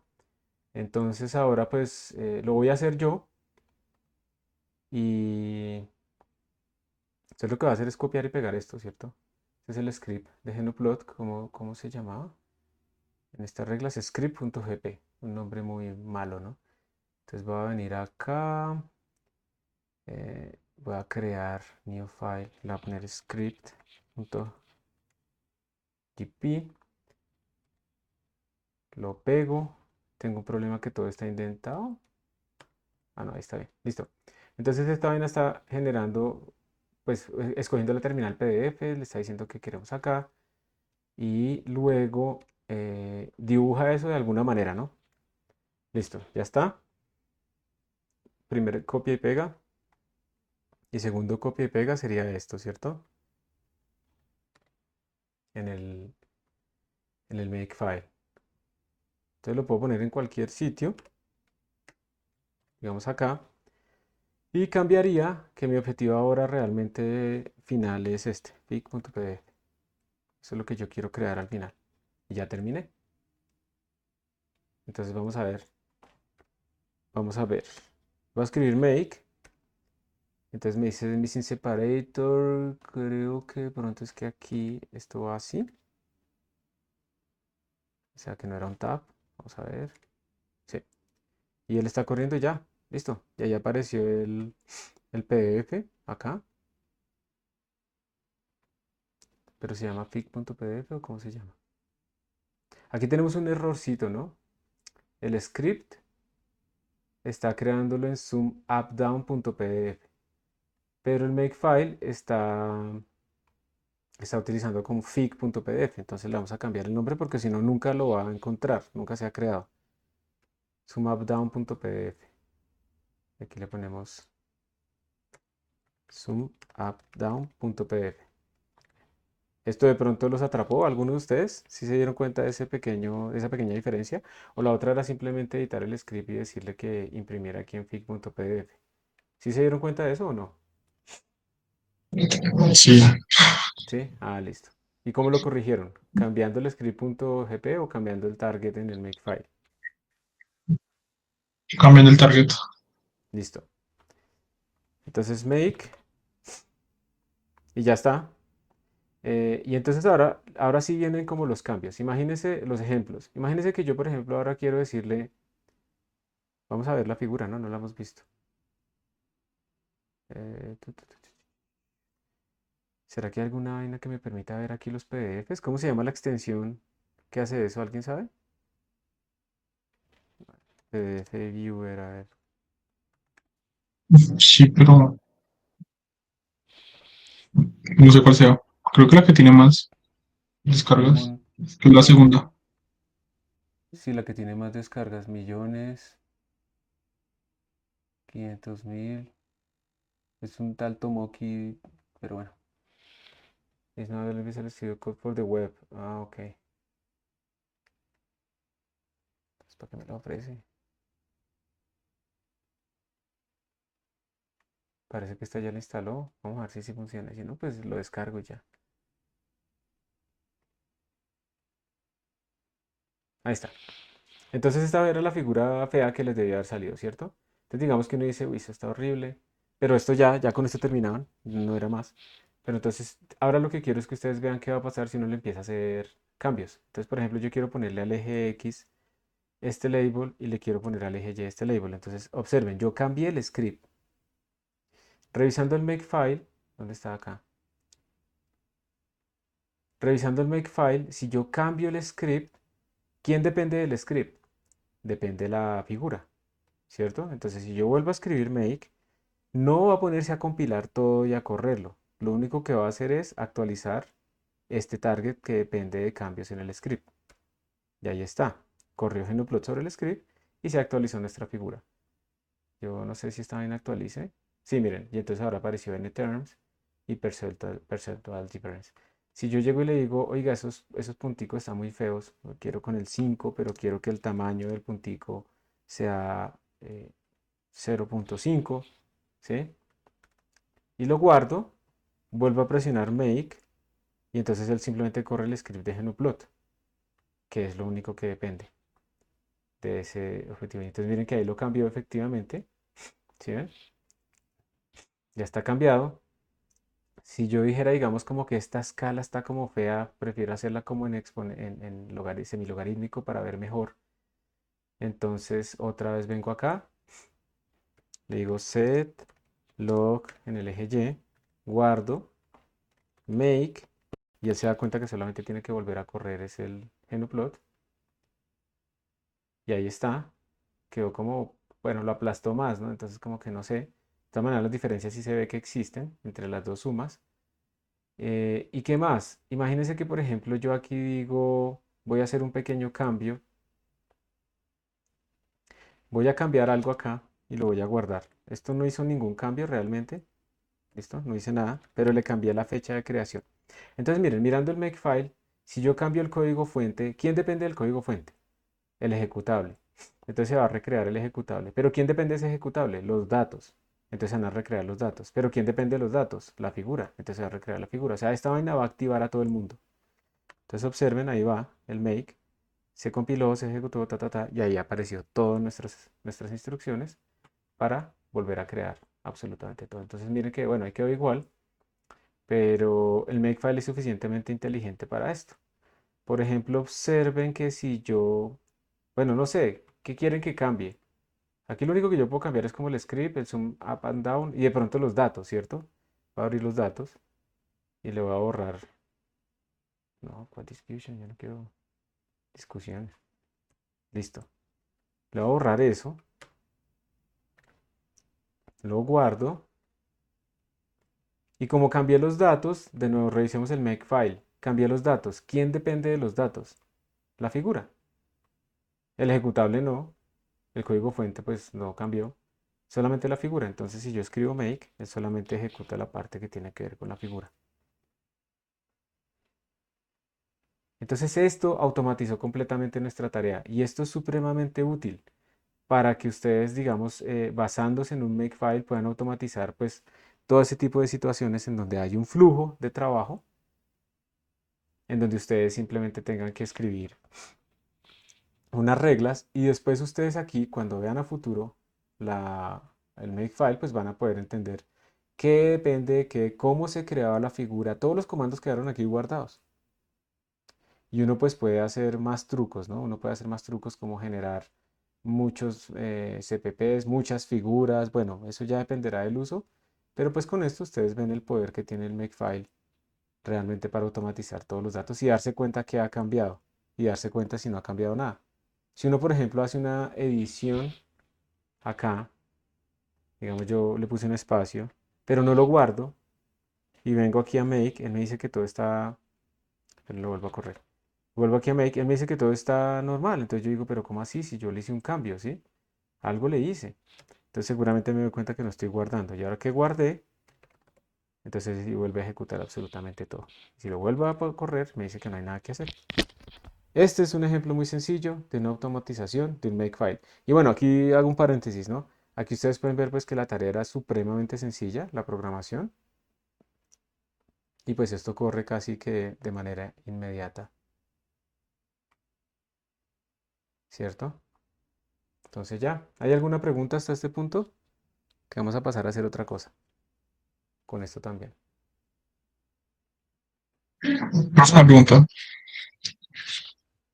Dale. Ahí, este makefile no se podría de alguna manera o definir o programar para que se ejecute cada cierto tiempo.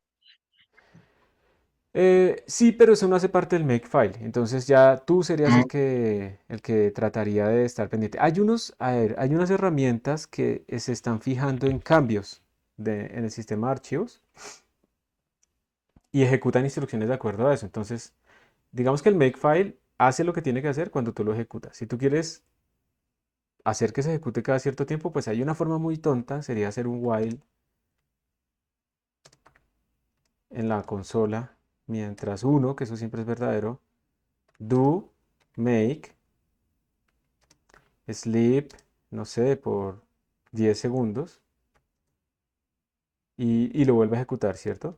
Bueno, entonces si yo hago esta vaina, él lo va a ejecutar cada 10 segundos. Eso es una forma muy tonta de hacer eso que acabas de decir, ¿sí? Pero yo realmente no lo haría porque yo no quiero que, digamos, si yo cometo un error en el programa, si es un programa más grande, yo no quiero que me compile y me salga de una vez un error, ¿sí? Porque yo no he terminado. Yo quiero hacer explícitamente el make solamente cuando yo ya guarde o algo así. Pero eso es una forma de hacerlo. Entonces mira que voy a hacer un cambio acá. Va a esperar a que pase. Listo. Y él detectó, mira, se guardó y él detectó el cambio y tal. Porque como ok. esto guarda automáticamente, pues ahí está. Eso es una manera, ¿no? Muy tonta. Hay maneras más elaboradas. Por ejemplo, con iNotify. Esos son programas que tú puedes utilizar para ver si hubo un cambio en ciertos archivos en un directorio, o sea, si se creó un directorio o si los archivos dentro del directorio fueron creados o fueron escritos o fueron guardados y de acuerdo a eso ejecutar un comando. Entonces también lo puedes hacer, ¿sí? También está el watch. Watch ejecuta un comando cada cierto tiempo. Te lo voy a decir que cada 5 segundos me ejecute make.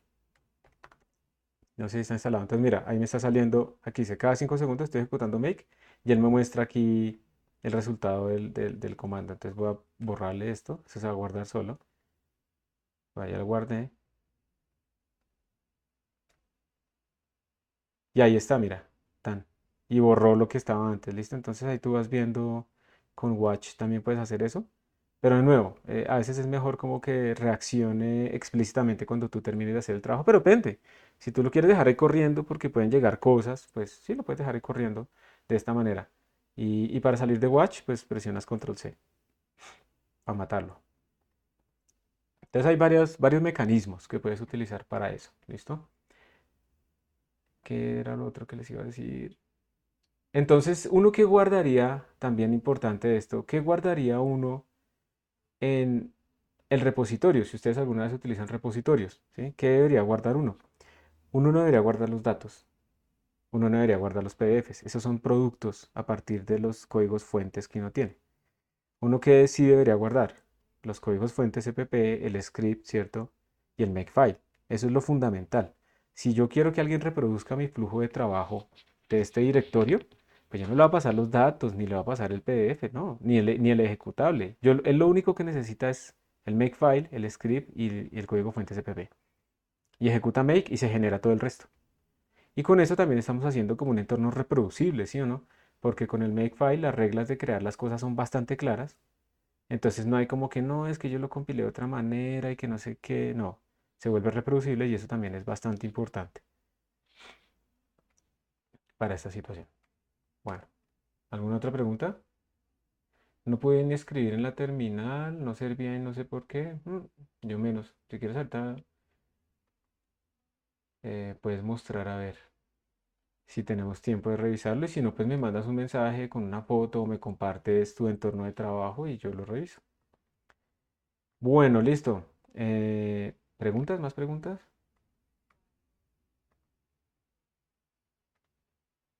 Vale, aquí. Profe, hay una opción de, o sea, en el makefile, ahí donde dice all, uno pone como como el archivo final que uno quiere, ¿no? Pero si hay como varios archivos finales, no sé Tú si puedes me poner ahí los varios, separados por separados espacio. por un espacio. Sí, o Ah, sea, ok. tu target aquí es all.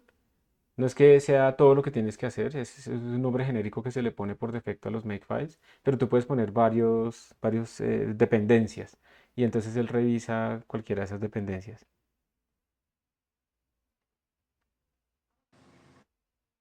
Miren, solamente por hoy voy a abrir 2 minutos más la entrega para que esa persona que escribe ahí lo pueda hacer, pero no más. O sea, de en adelante siempre los plazos los vamos a cumplir, como les decía en la primera clase. Eso es horrible al principio, pero después uno se acostumbra. Y eso es una habilidad importantísima en la vida real, cumplir los plazos. ¿Listo? Entonces, bueno, ahí está abierto, la persona que lo pidió tiene que ir ya mismo a hacer eso. De alguna manera esos Makefiles están relacionados con los archivos .sh que permite también realizar tareas en la terminal. Sí, sí, sí, sí. O sea, un archivo SH, un script de shell, lo que guarda son comandos de shell. ¿Cuál es la diferencia? Que un script te va a ejecutar siempre, así las cosas ya estén actualizadas. Mientras que un Makefile te va a ejecutar comandos de la shell, pero solamente cuando sea necesario. Esa es la diferencia, ¿listo? Si ustedes utilizan LaTeX y no están utilizando, digamos, Overleaf, que les compila como automáticamente, LaTeX MK es otra utilidad que es como un Makefile para LaTeX. Entonces uno le dice LaTeX MK, quiero que me construya un PDF. Bueno, la verdad no me acuerdo bien de esta vaina cómo es. Y aquí le ponen el archivo .txt, .tec, perdón, como se llame. Y entonces él va viendo, a medida que ustedes van generando cambios en el archivo tec, lo va compilando y les va mostrando el PDF automáticamente. Entonces eso es útil con LaTeX también para uno ir trabajando. Es un Makefile para LaTeX que monitorea cambios en el disco duro. Y a veces también uno quiere como limpiar su repositorio, entonces uno puede crear otro target que se llame clean, que no depende de nada. Y ahí yo le presiono el tab y aquí yo le pongo la clave rm-f. Quiero que me borre todo lo que es .x. Ojo con esos rms forzados y demás. A ustedes no sé si les ha pasado que a veces buscan en internet algo y alguien les dice, haga esto, rm-rf slash asterisco. ¿Sí? Y esto lo que quiere decir es borrar recursivamente, forzando sin preguntar, desde la raíz del sistema operativo hacia abajo, todo lo que ustedes puedan borrar. Entonces probablemente si no son root no pueden borrar todo el sistema operativo, pero sí pueden borrar todos sus archivos irremediablemente. Ahora, uno podría recuperar algo si no hay más usuarios, porque cuando se borra un archivo, ustedes realmente no lo borran, sino que ustedes marcaron en el disco duro que ese sector se puede sobreescribir. Entonces los archivos siguen ahí, pero recuperar la información no es tan sencillo. Y si están en un sistema en donde al mismo tiempo están corriendo más programas que pueden estar escribiendo al disco duro, o hay más usuarios dentro de ese sistema operativo en ese momento, pues es muy baja la probabilidad de recuperar cosas. Pero también para que lo tengan en cuenta, ¿no? Borrar no es solamente hacer esto.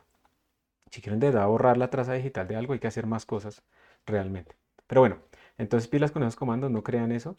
Pregúntenle a ChatGPT qué hace este comando, si no entienden algo, miren el manual, pregúntenle a Bar, pregúntenle a Fin, lo que sea, bueno, Gemini, pero no corran comandos que encuentran en internet a ciegas. Siempre miren realmente qué significan. Entonces rm-f asterisco.x, esto borra todos los que terminan en .x. ¿Y qué más quisiera borrar? Los txt, ¿cierto? ¿Y qué más quisiera borrar? O sea, todas las cosas que no van en el repositorio que yo puedo volver a crear, las borro. Ay, pero es que el archivo es grande y me quedó muy bonito y no quiero borrarlo. Entonces lo guardan en otro sitio, sí, pero el repositorio como tal, pues no lo guarda. Hay algunos, como pueden ver, esta vaina no tiene dependencias, ¿sí? Y uno puede crear targets que no tengan dependencia, a eso se le llaman .funny. Para el clean no se necesita, pero lo pongo acá por si acaso. Entonces uno le dice al makefile, oiga, miren, todos estos targets que yo pongo aquí son targets que no tienen dependencias. Simplemente cuando yo los ejecute explícitamente, quiero que usted los corra. Entonces, esa, digamos, es la idea. Entonces yo le pongo make clean y me borro todo eso. Entonces miren que quedó limpiecito mi repositorio. Y yo le hago make otra vez y ya quedó sucio. ¿Sí? Pero ya tiene todas las cosas de nuevo. Entonces con esto yo puedo, o sea, miren que yo estoy evitando escribir y escribir lo mismo todo el tiempo y estoy evitando repetir de pronto errores todo el tiempo. ¿Ok?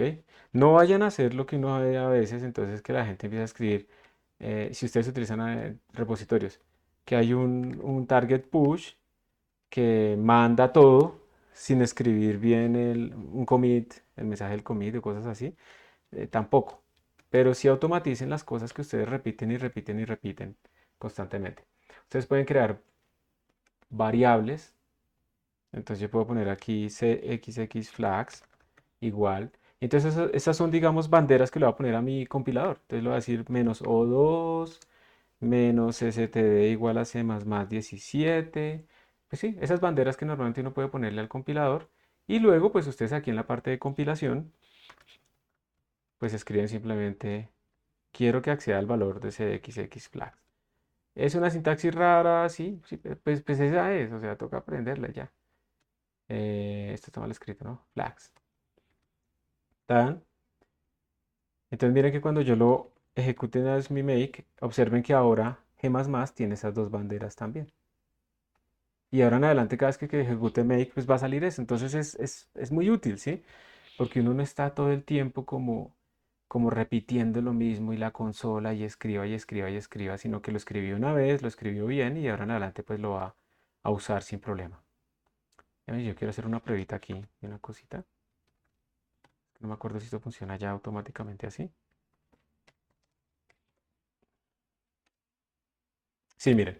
Entonces ya con la regla implícita, él dice, bueno, me están pidiendo que haga el PDF. ¿El PDF de qué depende? Depende del script, ese no ha cambiado, pero depende del data.txt. Y el data.txt depende de un ejecutable. Y este ejecutable lo puedo construir a partir de este CPP de esta manera. Aquí me faltaron las banderas, ¿no?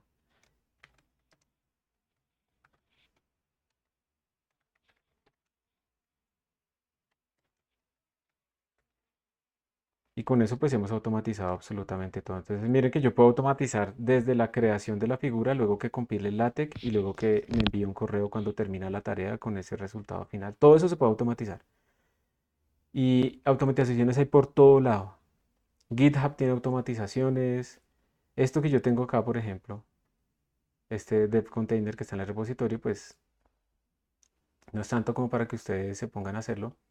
Pero, por ejemplo, esto genera automáticamente unas acciones de GitHub que instalan, por ejemplo, las extensiones que yo necesito, que crea, digamos, ciertas capacidades.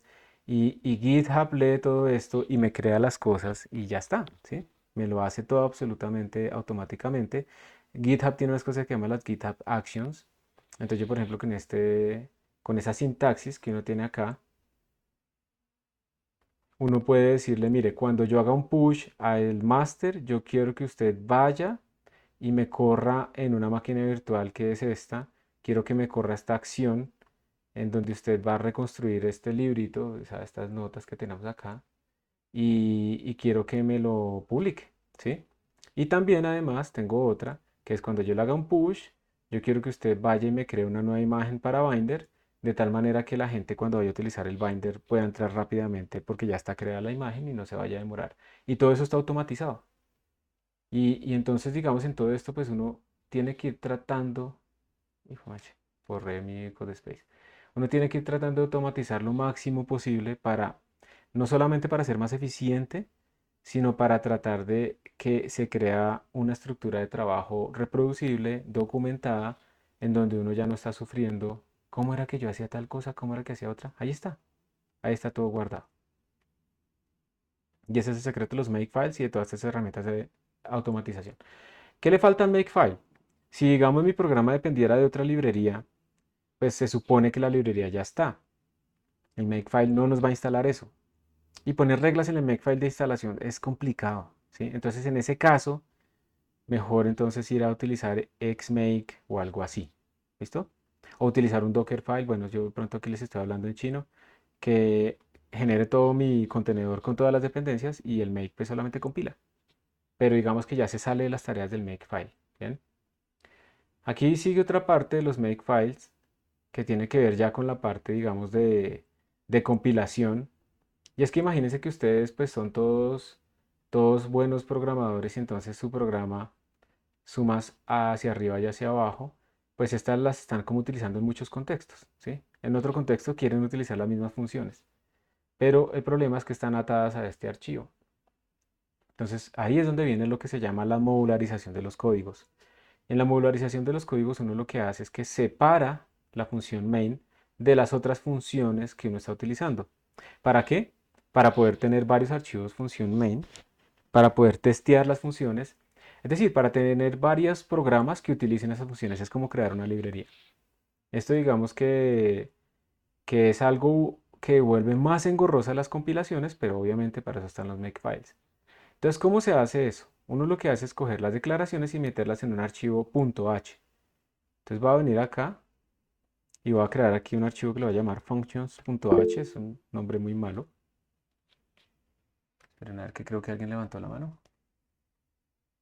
¿Sí, ¿alguien levantó la mano? ¿Alguien preguntó? ¿Se pueden tener varios makefiles en el mismo directorio? Sí, señor, se pueden tener varios y tú entonces lo que tienes que hacer es especificarle a make cuál makefile utilizar. Versión 1, versión 2, no sé qué. Él por defecto utiliza el que se llame makefile, con mayúscula o minúscula.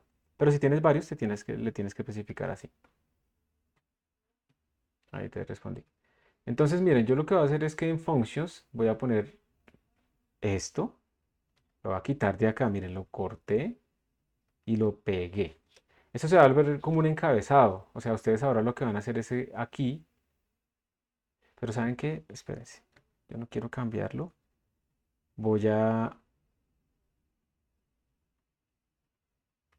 voy a hacer lo siguiente, como para no borrar todo. cp zoom up down cpp a main zoom.cpp. Ese es el que voy a cambiar. ¿Sí? No dañemos lo que ya funciona. Entonces lo voy a poner aquí, aquí ya está. Entonces miren que en mi main zoom desaparecieron las declaraciones. Entonces yo lo que tengo que hacer es incluir este punto h. Entonces yo le escribo include, pero no le pongo así. ¿Alguien sabe cuál es la diferencia entre ponerle esto y ponerle doble comilla?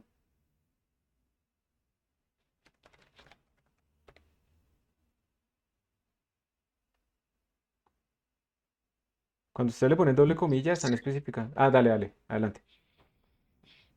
No, pues me imagino que sea como el tipo del directorio en el cual va a buscar.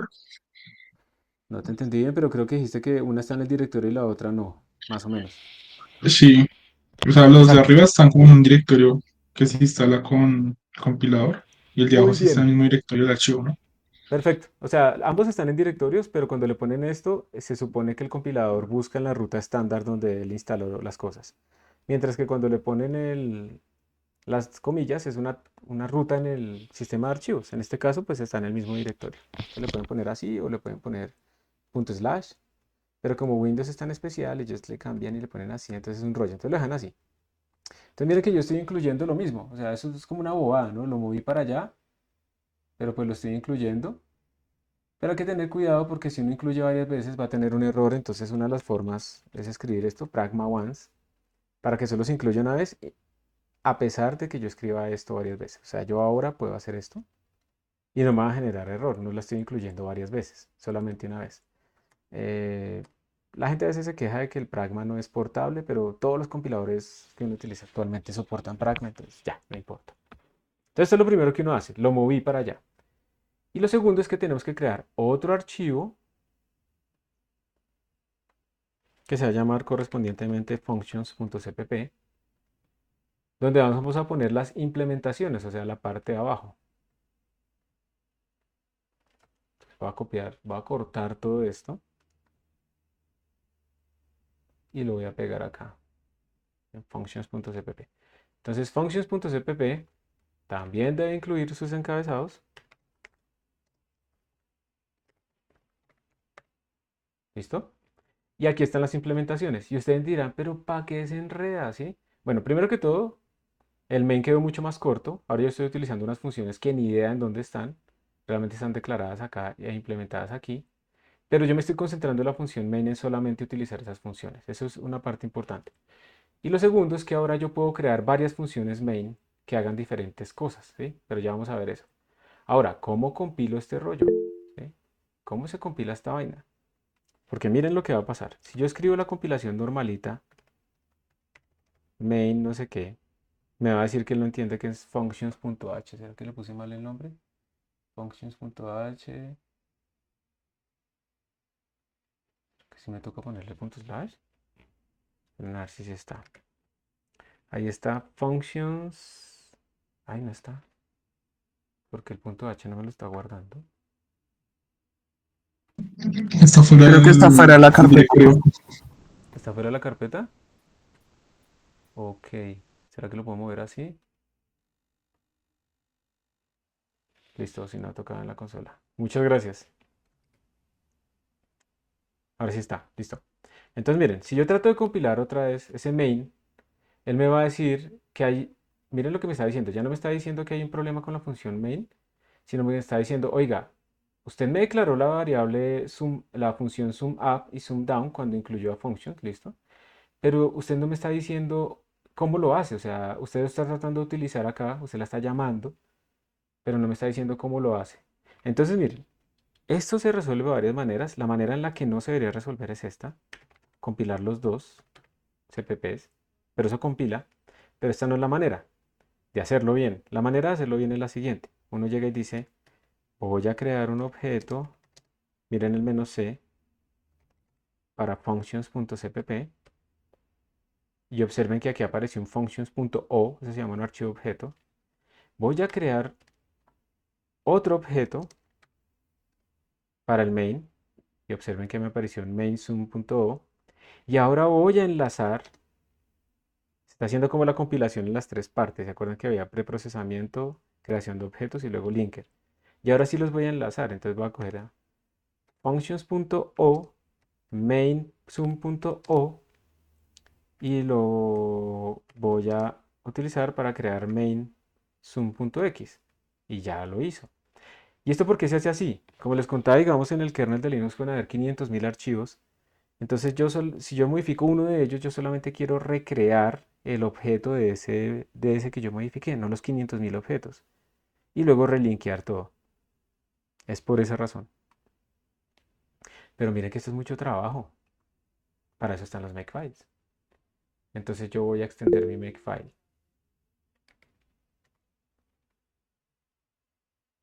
Está afuera. ¿Por qué no se pone la implementación en el punto H? Yo suele hacer eso. ¿Qué tan mal está? Está mal. Porque no cumple, digamos, la definición del por qué lo haces. Solamente, a ver, en el punto H, digamos, normalmente la gente pone la implementación si son templates, si son plantillas de C++, porque las plantillas hay que, si digamos que es en tiempo de lectura y de compilación que generan las diferentes versiones dependiendo del tipo de datos. ¿Cuál es la idea? O sea, si yo voy a hacer una librería que voy a vender, yo doy el punto H, que es la interfaz de cómo se llaman mis funciones, que reciben y que retornan. Eso es lo público. Y lo que yo no doy es el código fuente de esto. Yo doy el objeto, el compilado, ¿sí? Yo no doy el código fuente. Entonces con eso la gente puede enlazar a mi librería y demás, pero yo mantengo un secreto. Y así es como se maneja, digamos, normalmente la distribución de software. Si tú entregas la API, pero tú no dices el cómo. Si tú en el punto H pones tanto la declaración como la implementación, pues bueno, están entregando todo, pero digamos que el objetivo de separarlos en punto .h y punto .cpp es precisamente ese. Y también además estás evitando hacer los objetos, ¿no? Que se hacen desde los puntos .cpp. Entonces digamos que eso no serviría si fueras a desarrollar en el kernel Linux Torvalds te patearía porque no estás haciendo, digamos, lo que se requiere de crear los archivos intermedios para evitar tanto problema con una compilación masiva porque siempre estás poniendo el código fuente todo completo acá. Entonces, no es que esté mal, pero pues digamos que no va en el espíritu del por qué se hace esto. Simplemente es eso. Bueno, esa es la respuesta a esa pregunta. Entonces, para automatizar toda esta vaina, si quieren, ¿saben qué? Voy a crear un nuevo makefile. No, mentiras, lo vamos a dejar así. Voy a crear una nueva regla. Es que no quiero modificar este. Sí, voy a crear uno nuevo. Entonces, cp makefile a Profe, makefile. una pregunta. ¿Sí? Cuando usted ya puede usar ese functions.h, ajá, en el main, eso no tiene que hacerse como lo del std dos puntos, dos puntos, tipo functions dos puntos, la función o No, algo así. no porque tú no estás. Cuando tú pusiste ese functions.h, mira que tú no lo metiste dentro de un nombre en un espacio de nombres. Si tú pusieras aquí namespace, MySpace, y pusieras dentro del espacio de nombres, dentro de ese paquete, estas declaraciones, entonces de en adelante tendrás que escribir MySpace sum up, MySpace sum down. Y esa es una buena forma de modularizar código adicionalmente, pero eso es para librerías más elaboradas. En nuestro caso, pues no se necesita. Ok, gracias. De nada. Entonces, ¿qué estaba diciendo? Entonces, digamos que Yo quiero automatizar eso. Entonces voy a utilizar esta regla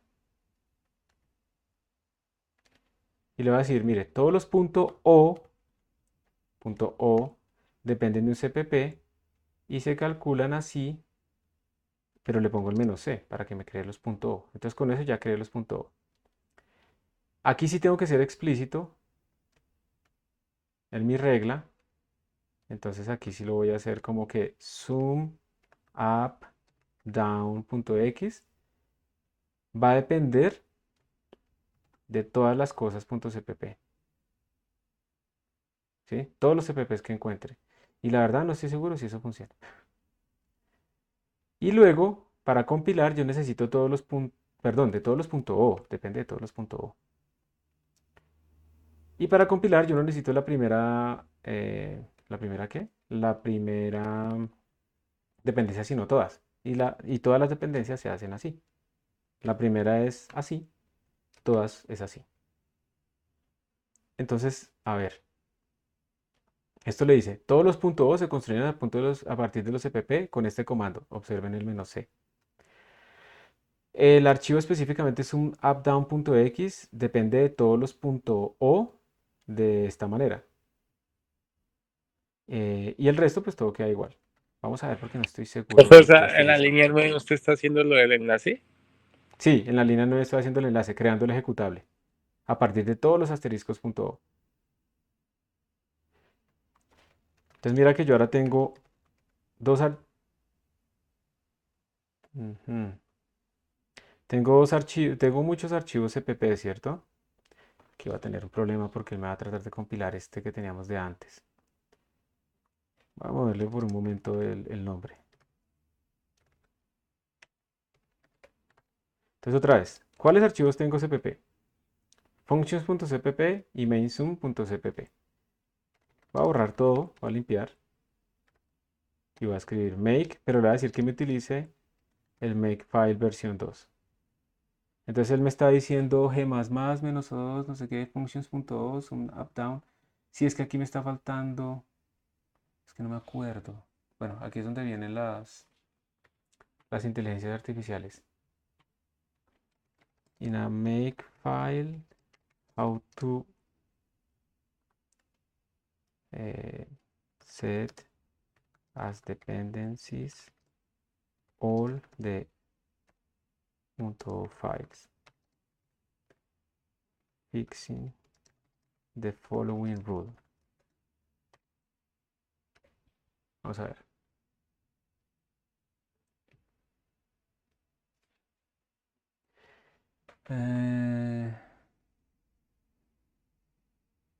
Uy, sí, pero yo creo que esta sí es un poco fea, pero sí. Sí, tengo que especificar todos los objetos.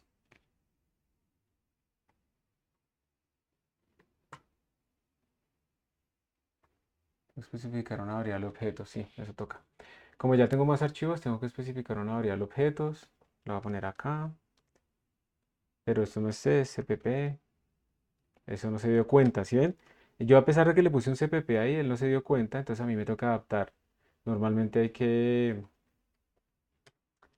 adaptar las cosas que nos dan las inteligencias artificiales. No nos podemos quedar con simplemente copiar y pegar. Pero no me hizo caso.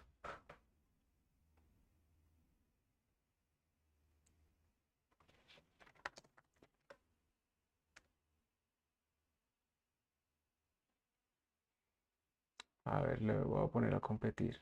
Si no, pues nos toca dejarlo así ya. Yo lo arreglo después. Ya se nos acabó el tiempo.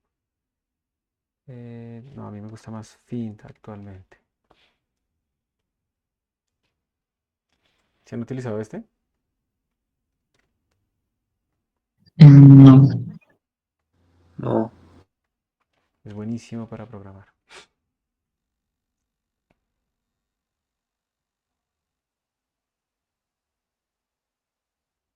Y como que me hizo quedar mal porque... Ay, yo les estaba diciendo una cosa al revés. Perdón. Creo que tengo al revés las cosas. Creo que aquí se hace así y aquí se hace así. O sea, los tenía al revés. La que es solamente la primera es este. Y la que es todas las dependencias es este. Vamos a ver si es eso. Sí, efectivamente. Yo cometí un error en lo que les estaba diciendo, entonces lo voy a anotar aquí como un comentario. Esto es la primera dependencia. Dependencia. Esto, todas las dependencias. ¿Listo? Entonces, bueno, voy a volver a borrar y vamos a empezar desde cero.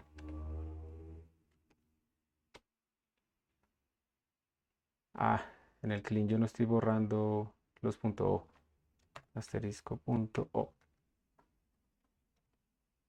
Make clean -f. Utilicemos este segundo makefile. Borró todo. Y ahora sí, entonces observen que él hizo todo.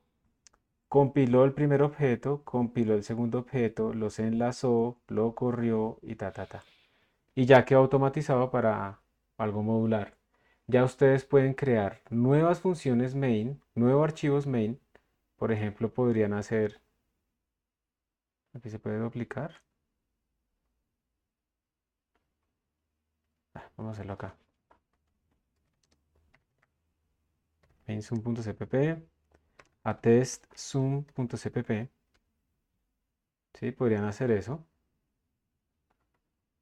Y en TestSum ustedes no van a imprimir cosas así, sino que ustedes, por ejemplo, hacen testing, ¿sí? de sus funciones. Entonces ustedes pueden decir, cuando yo le mando a suma 1, float result 1 igual a sum up de 1, ustedes lo que quieren es verificar que eso les tiene que dar cierto valor. Están testeando su función. Entonces, por ejemplo, escriben assert, ¿sí? Y ahí ustedes escriben, ¿cuánto sería la suma, no? ¿Cuánto es la suma cuando yo solo le mando 1? Pues 1, ¿cierto? Assert sum up, perdón, std fapps de 1 menos 1.0, que es el resultado que espero que me dé, sobre R1. Y quiero que esto sea menor que una precisión, digamos que 1.0 por el a menos 3. ¿Por qué lo hago así? No lo resto simplemente porque son números flotantes. Entonces por esa razón lo comparo de manera relativa. Entonces miren que este código está haciendo cosas diferentes, ¿sí? Este código lo que está haciendo es testear que mi función esté funcionando bien. Observen que estoy utilizando las mismas functions en dos archivos diferentes. Entonces puedo ir a mi makefile, versión 2, ¿dónde está? Versión 2, y puedo crear otro target que se llame makeTest, que depende de testsum.cpp, y lo que hace es compilarla de la misma manera, pero además ejecutarlo. Entonces vamos a llamarle test, depende de esto, y además lo va a ejecutar.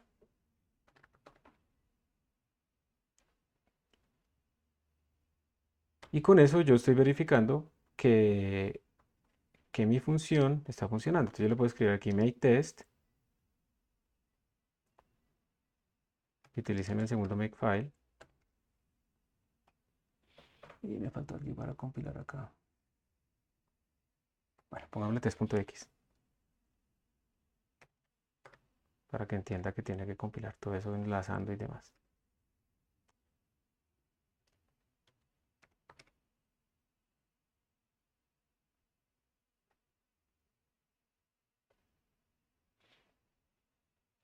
Ay, también depende de los objetos.